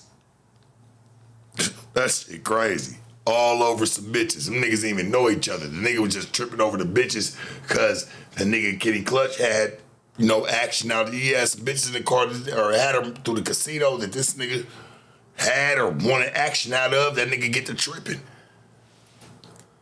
I don't know if the nigga was from L.A. Listen, I just know the nigga went back to L.A. and that's where they had caught him at. That's how I know, like, man, some niggas need to really get on some game. Some niggas really don't be on that. Like, I noticed, like, a lot of gang members is like, niggas like, y'all fuck with these bitches and then y'all getting y'all feelings about them and think you supposed to do the same thing you do when you go and see a nigga in the street. Man, stop. You in your emotions, nigga, and mad about that bitch. I just say this, if that's what you gotta do, maybe you shouldn't be fucking with the bitch, man. Get gone. Go back and go fuck with your Project Hood booger. You niggas trying to go get little pretty little bitches, and bitches that be in the game, right? Or be hoeing, and you want your pretty bitch. And shit, some of these bitches, they like, well, shit, I don't wanna, just keep fucking with the game or fucking with a nigga that comes from that. They want a nigga that want to love them too. They feel like, the pimp and shit, he gonna love her, but for how long? in their mind. So they try to go get with a nigga that's like, okay, well, he's not all the way dirty, but he's still somewhat clean. Does that make sense? Real shit. She's like, well, he can't judge me, you know, for what I'm doing because of where he comes from. So, but he can still love me and play the square games. That's how gangsters and hoes even come together. Women don't even gotta be mistreating the bitch, nothing like that. She just feel like, well, I'll probably never have this nigga the way I wanna have him. So, but I still want love. I still want somebody. So they wanna go get with somebody who were like, you know, you ain't all the way clean, you ain't all the way dirty. That's why a lot of gang members do get chose or get fucked with. You know what I'm saying? Cause a nigga really can't sit there and just like, you know, call a spade, he a spade himself. These bitches ain't stupid. That's real game. That's why hoes fuck with gangsters. You'll see it. Hoes don't just be fucking with pimps. Hell, gangster niggas don't just be fucking with gangster bitches. They'll start intertwining with hoes and shit like that because them niggas, hey man, them niggas don't be having a lot like that no way, no offense. But not no money that a bitch can run like that shit. That bitch sitting up over there, nigga, touching 20, 30,000 a month and that bitch willing to give it to that nigga. He's on to him. Shit. He's making a few hundred out the street and pushing his name harder than he was for his bankroll. Just saying.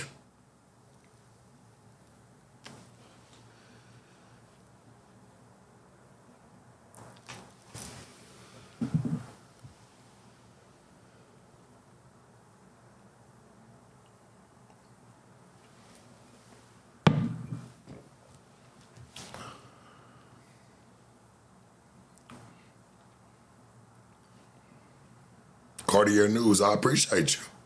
Try to support me, man. Keep supporting me. I appreciate the support.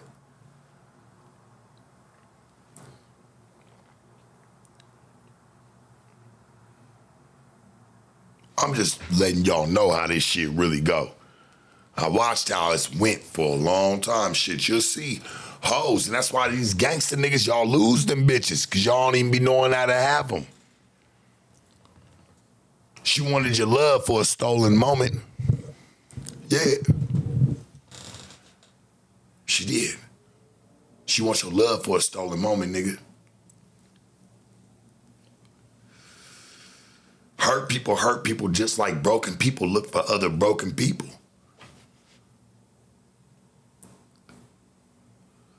Somebody gotta give them an out to they fucked up ways and thoughts. Shit. If I'm sitting there saying, bitch, this how I go, this next nigga saying, bitch, this how I go, this other nigga saying, bitch, this how I go, and then you got the other nigga saying, well, bitch, I'll fight for you, I'll kill over you. You know? You don't even know the bitches do knows or don't knows. This bitch could be a real demon, but you sitting there accepting her and you're ready to kill over her. She know who to run to. Think about it. She know who to run to, church.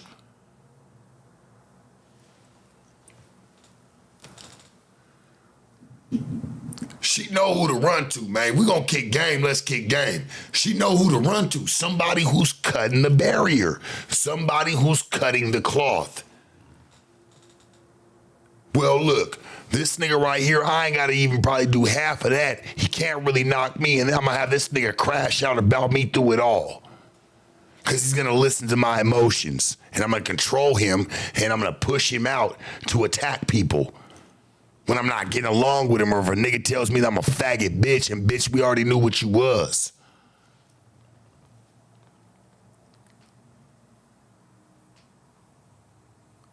Boy, I really kick game to you. I see it every day. I just sit back and laugh. Straight up.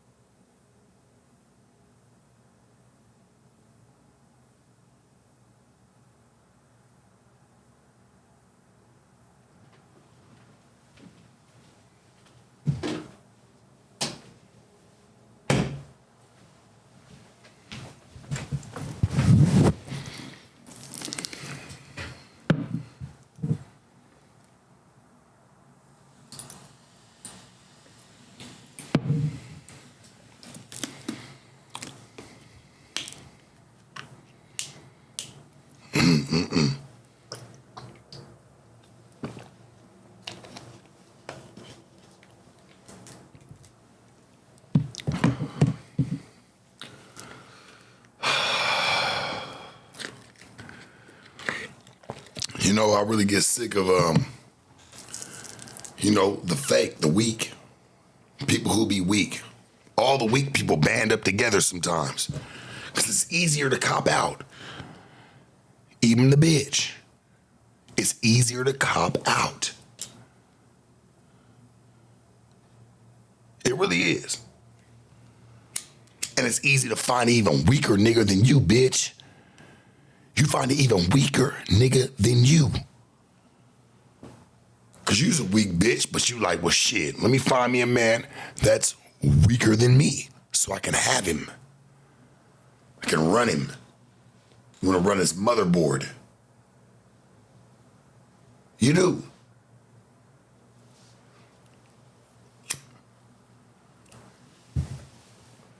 But you need him to be able to beat up people for you too. So that way, through your sucker ass, weird ass phases, you can have somebody who stands behind your shitty ass campaign.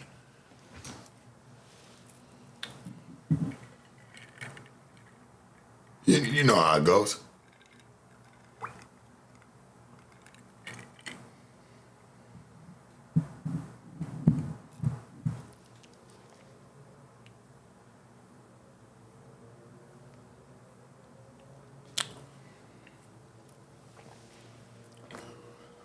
That's why I be noticing a lot of niggas get mad at a nigga like me because, I don't accept certain shit that a lot of these niggas accept, but yet when they wake up, they try to say they're a realer nigga than me. Well, I don't accept half the shit you accept, punk. Yeah. How you beating me? You can whoop me out, make me have a bloody nose, a bloody lip, all that. And yeah, I'm gonna fight back through it all. But nigga, you can never be realer than me because you don't even know how to treat the bitch. You don't know how to even treat yourself, let alone the bitch. How to even put yourself in a real situation.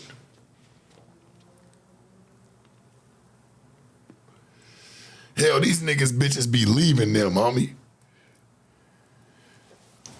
Yeah. These niggas be having they bitches leaving them. I be having these bitches really believing in me.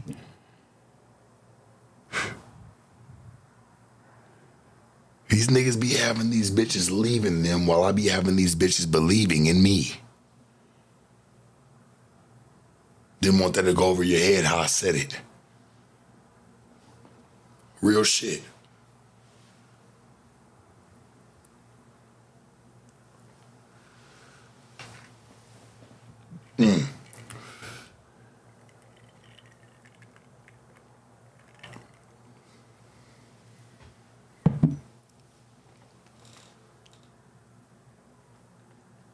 They believe in them while they believe in me.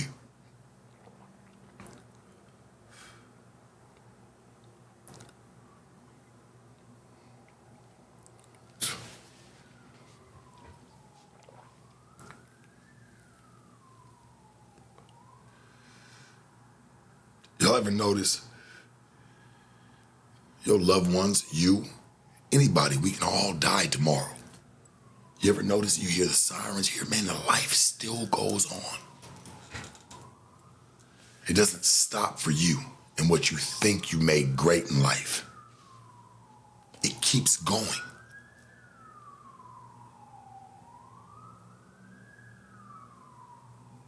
Some people play bigger than the program. I never played bigger than the program. I adapted to it. Big difference. I adapted to the program.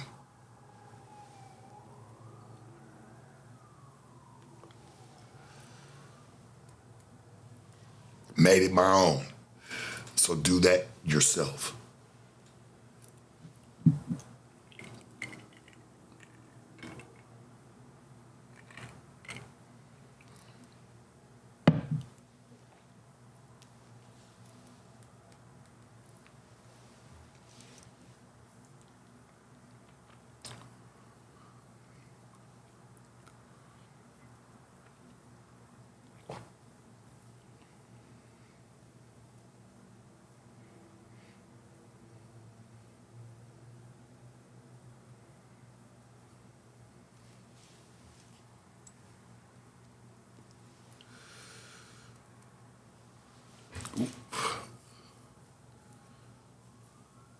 You know, Mina, I used to look at you like, damn, you's a fucking weirdo, right? Real clown, a real duck.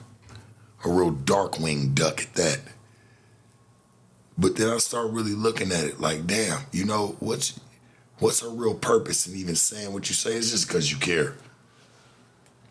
You care. I'm the man you never had. So you know, and you want me, so you want me to be better, Darkwing. I'm not mad at you, baby. It's okay.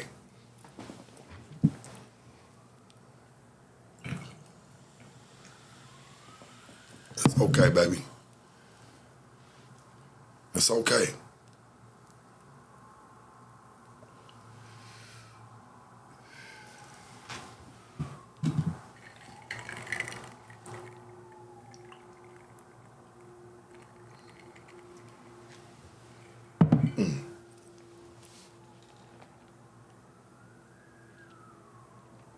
Darkwing, let's get dangerous. Yeah, man. I understand.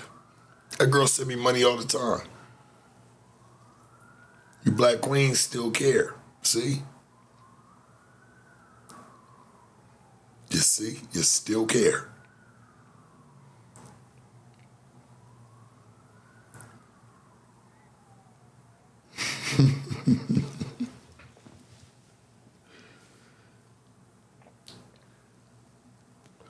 Oh, she pay a bill every month. She make sure she do. That's why I love when she come talking shit. Yeah, keep paying something, baby. Cause your words gonna fall on deaf ears, you keep playing. Don't ever let it fall short. You better keep getting that money and working hard. Keep running it over here. You know, I want everybody to send 10 cents right now. Everybody who's in the chat, I think, well, man, 5:44 in the morning. We got 449 people watching. I just want everybody to send 10 cents because for 10 cents a day, I can save a duck or a bitch that's on some drag in a brown paper bag. So just make sure, homie, hey, for 10 cents a day, we can keep this shit moving and we can save a life.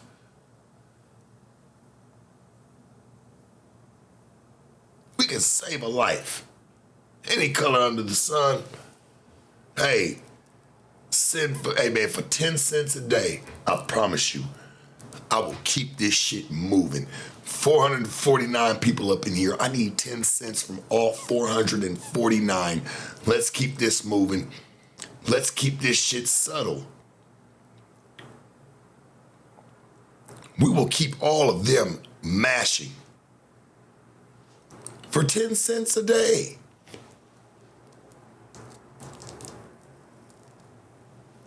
Remember back then we could save a child for 10 cents? Shit, man, I'm trying to save some of these psychopaths. Some of these people that roam and walk the streets freely with their fucked up minds.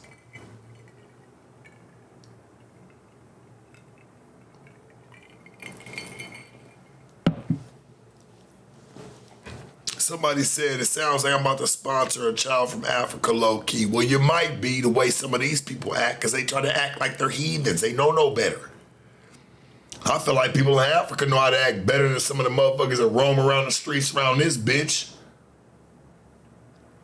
Yeah, not a penny more. 10 cents a day, not a penny more. We will keep this shit moving.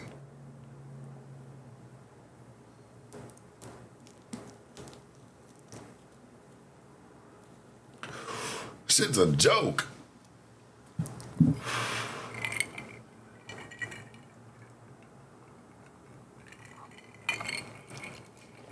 Joe Mama said, are you scared to work a real job? Do you even know what a real job even pertains to? It pertains to you putting up with shit, right? Doesn't it? Going through shit or dealing with shit that you probably don't want to deal with sometimes for the money. I did all that, no matter what you say. Worked a real job. How real does it need to get? I professionally dealt with fucked up bitches' mentalities, minds, whether they were on the right page, chapter or not. The fuck are you talking about? For 20 years, I professionally dealt with bitches' emotions and weird-ass prayer.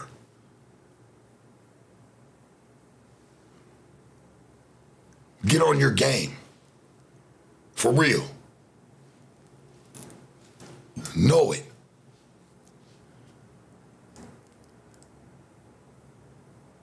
Shit, my shit used to look like a fucking disaster dungeon. Now I make it to where it's zen. It's quiet. Hell, everybody's wearing white and eating with chopsticks. I don't know. But I ain't on that shit no more. That shit's gone. Trust me, I get it.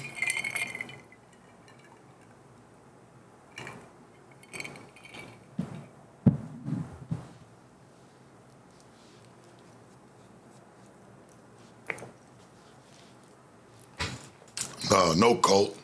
School of the gifted anymore for me. I've told you before, homie, taking somebody's small ass flame and making that bitch into a big ass fireball and where they should push it. Real talk. As crazy as it may sound, hell, I've made it work. I've changed lives, for sure. No matter how anybody's looked at it. What have you done? Maybe that's why God blesses me to this day.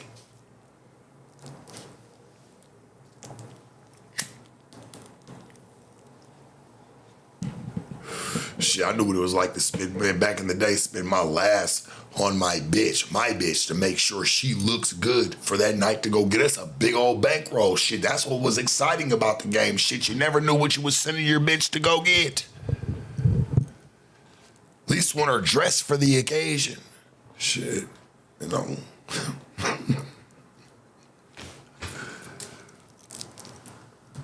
Yeah, at least wanted her dressed for the occasion.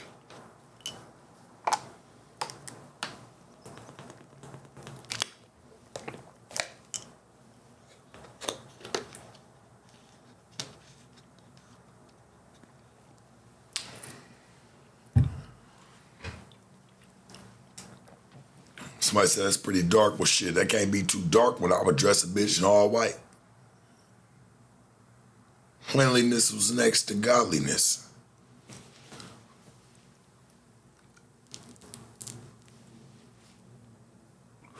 Missed the game for what it was.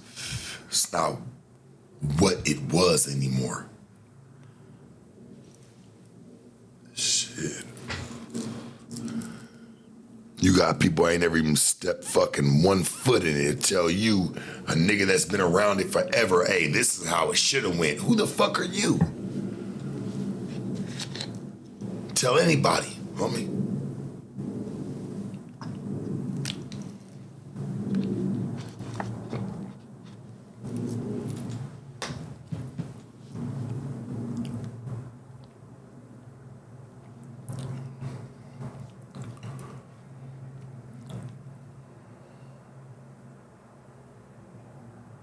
Ooh, do I miss when it was a secret society. Nobody knew nothing, but I guess everything comes out, right? Yeah, everything comes out. Eventually.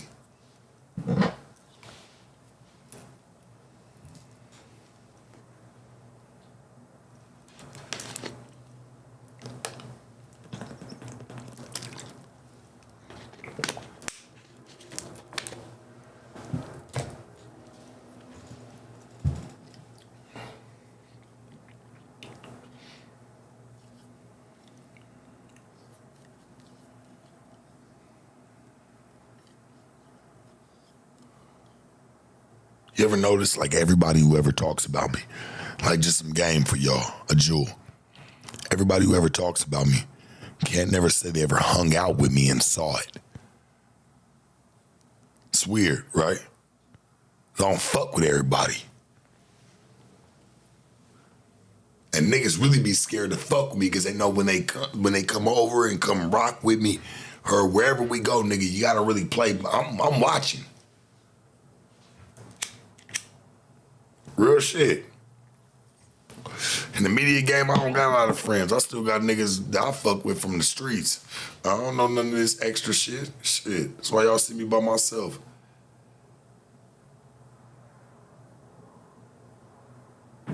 Real shit. Yeah, call it what you want to.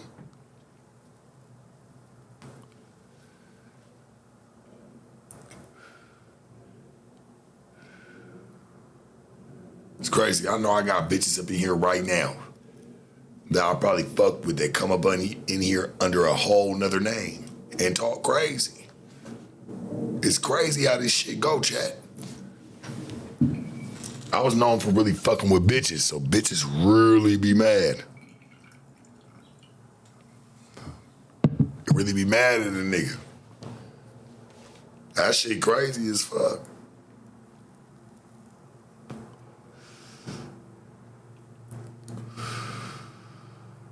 You know it's crazy because I noticed when I was like just a nigga from the streets, from the game, I never had that problem. As soon as I got like a name, like bitches went, oh, well, this is what he did. This, man, bitch, shut the fuck up. You hoes suck. You still hoes.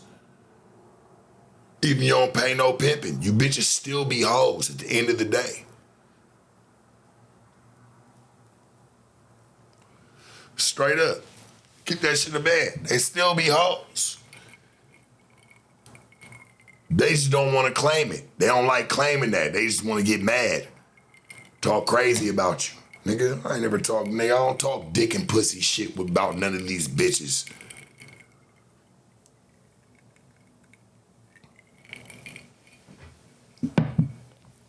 You ever hear me talk dick and pussy shit, nigga? Unless a bitch try to press me, try to play like I'm just some suck ass nigga shit, bitch. I don't be playing with none of these hoes.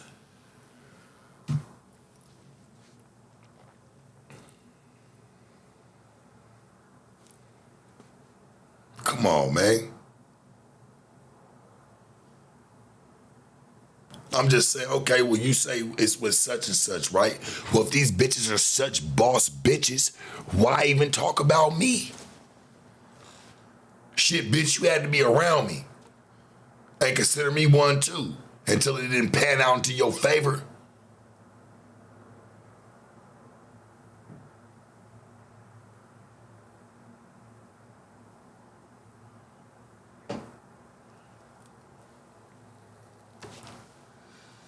You know what, you're right.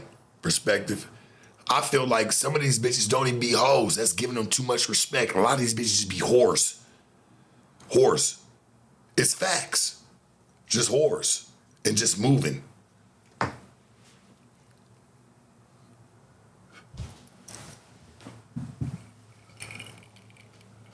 They just be whores. Sluts. Free ones.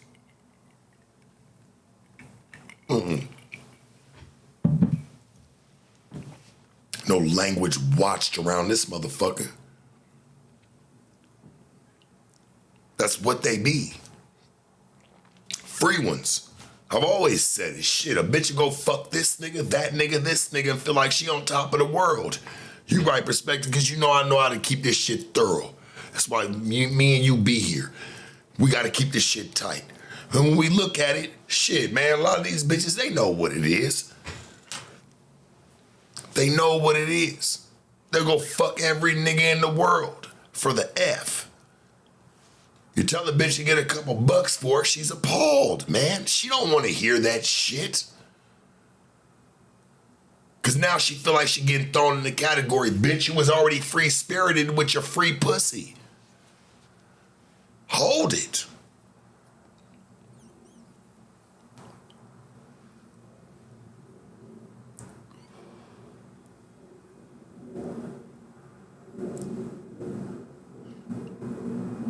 You was already free-spirited with the free pussy. Why are you even mad? You gave it up. Because you know why? You didn't even want to accept the money. In your mind, that shit making you blow a microchip. You just looking for the respect out the nigga. And guess what? That nigga probably respect you more just taking the dough. You're fucking up. You should have just took the money. You really should have. You should have just took the bread.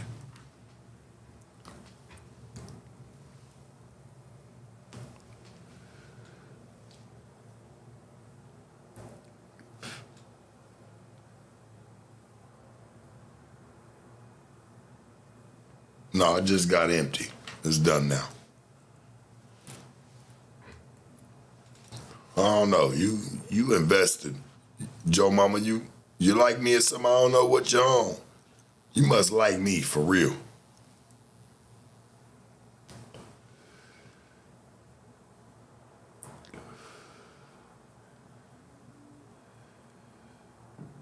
You must like me, man. You bitches really be liking a nigga. You just don't know how to come get with me. That's all it is. Fellas, I'm trying to show y'all how I go. See, sometimes, man, bitches do like you. They just don't know how to come get with you, man. They don't. They trying to figure it out. Like, how do I drop in, with a skateboard on the ramp into this nigga's life? Sister. Well, you acting like a sister right now, so we gonna tell you, sister, stop.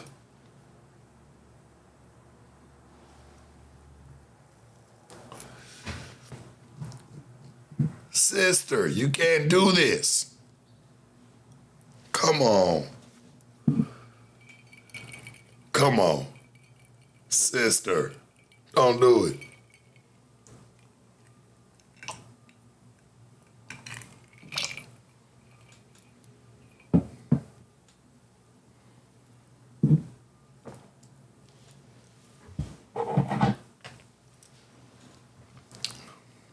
I knocked your jaw off. Do you know me? Have you ever met me? Why watch? Why be here then? You niggas on the internet be diabolical. And I don't even think you a man. I think you got called out for it and you trying to play that shit. I don't trust none of y'all. Y'all flip it.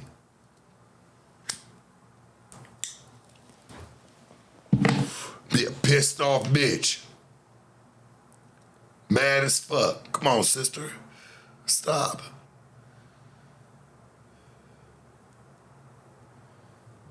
Come on.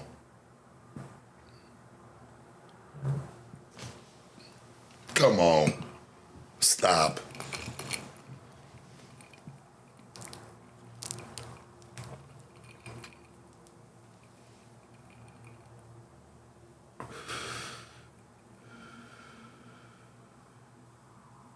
Rip Kenny Red, man. Rip Michael Malroy.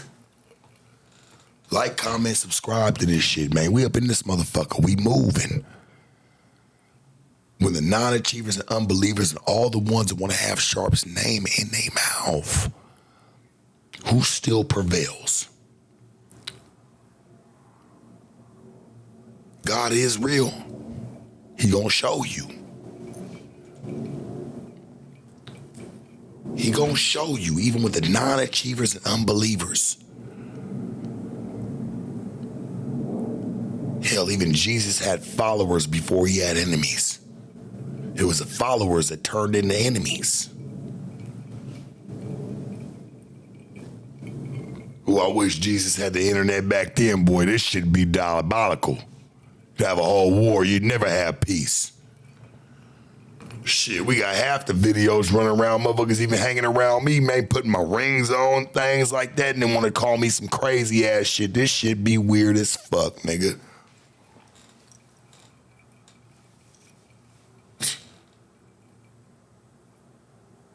I had to sit back and sage all my diamonds.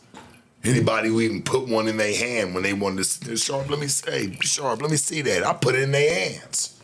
Weirdos. Man, motherfuckers be weird as fuck.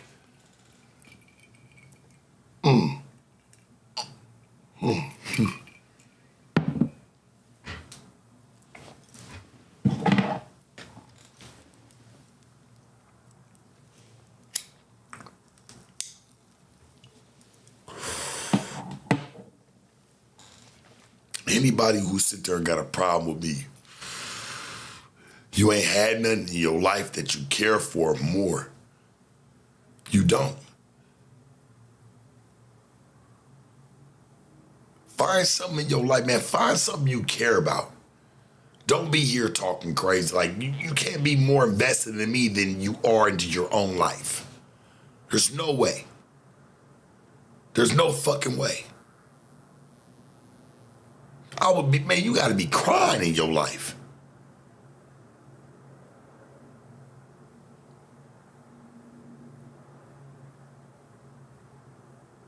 Boy.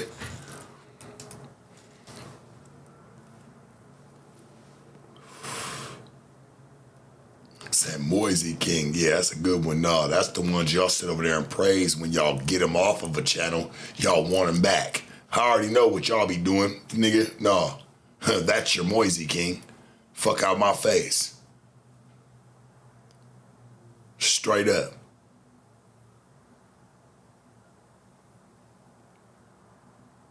Man, you crazy as hell.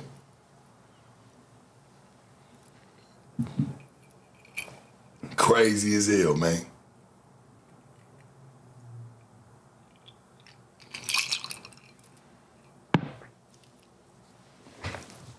I'm out this motherfucker, man. I just want to come spend some time with y'all. I love y'all. I appreciate everything, homie. Like, comment, subscribe.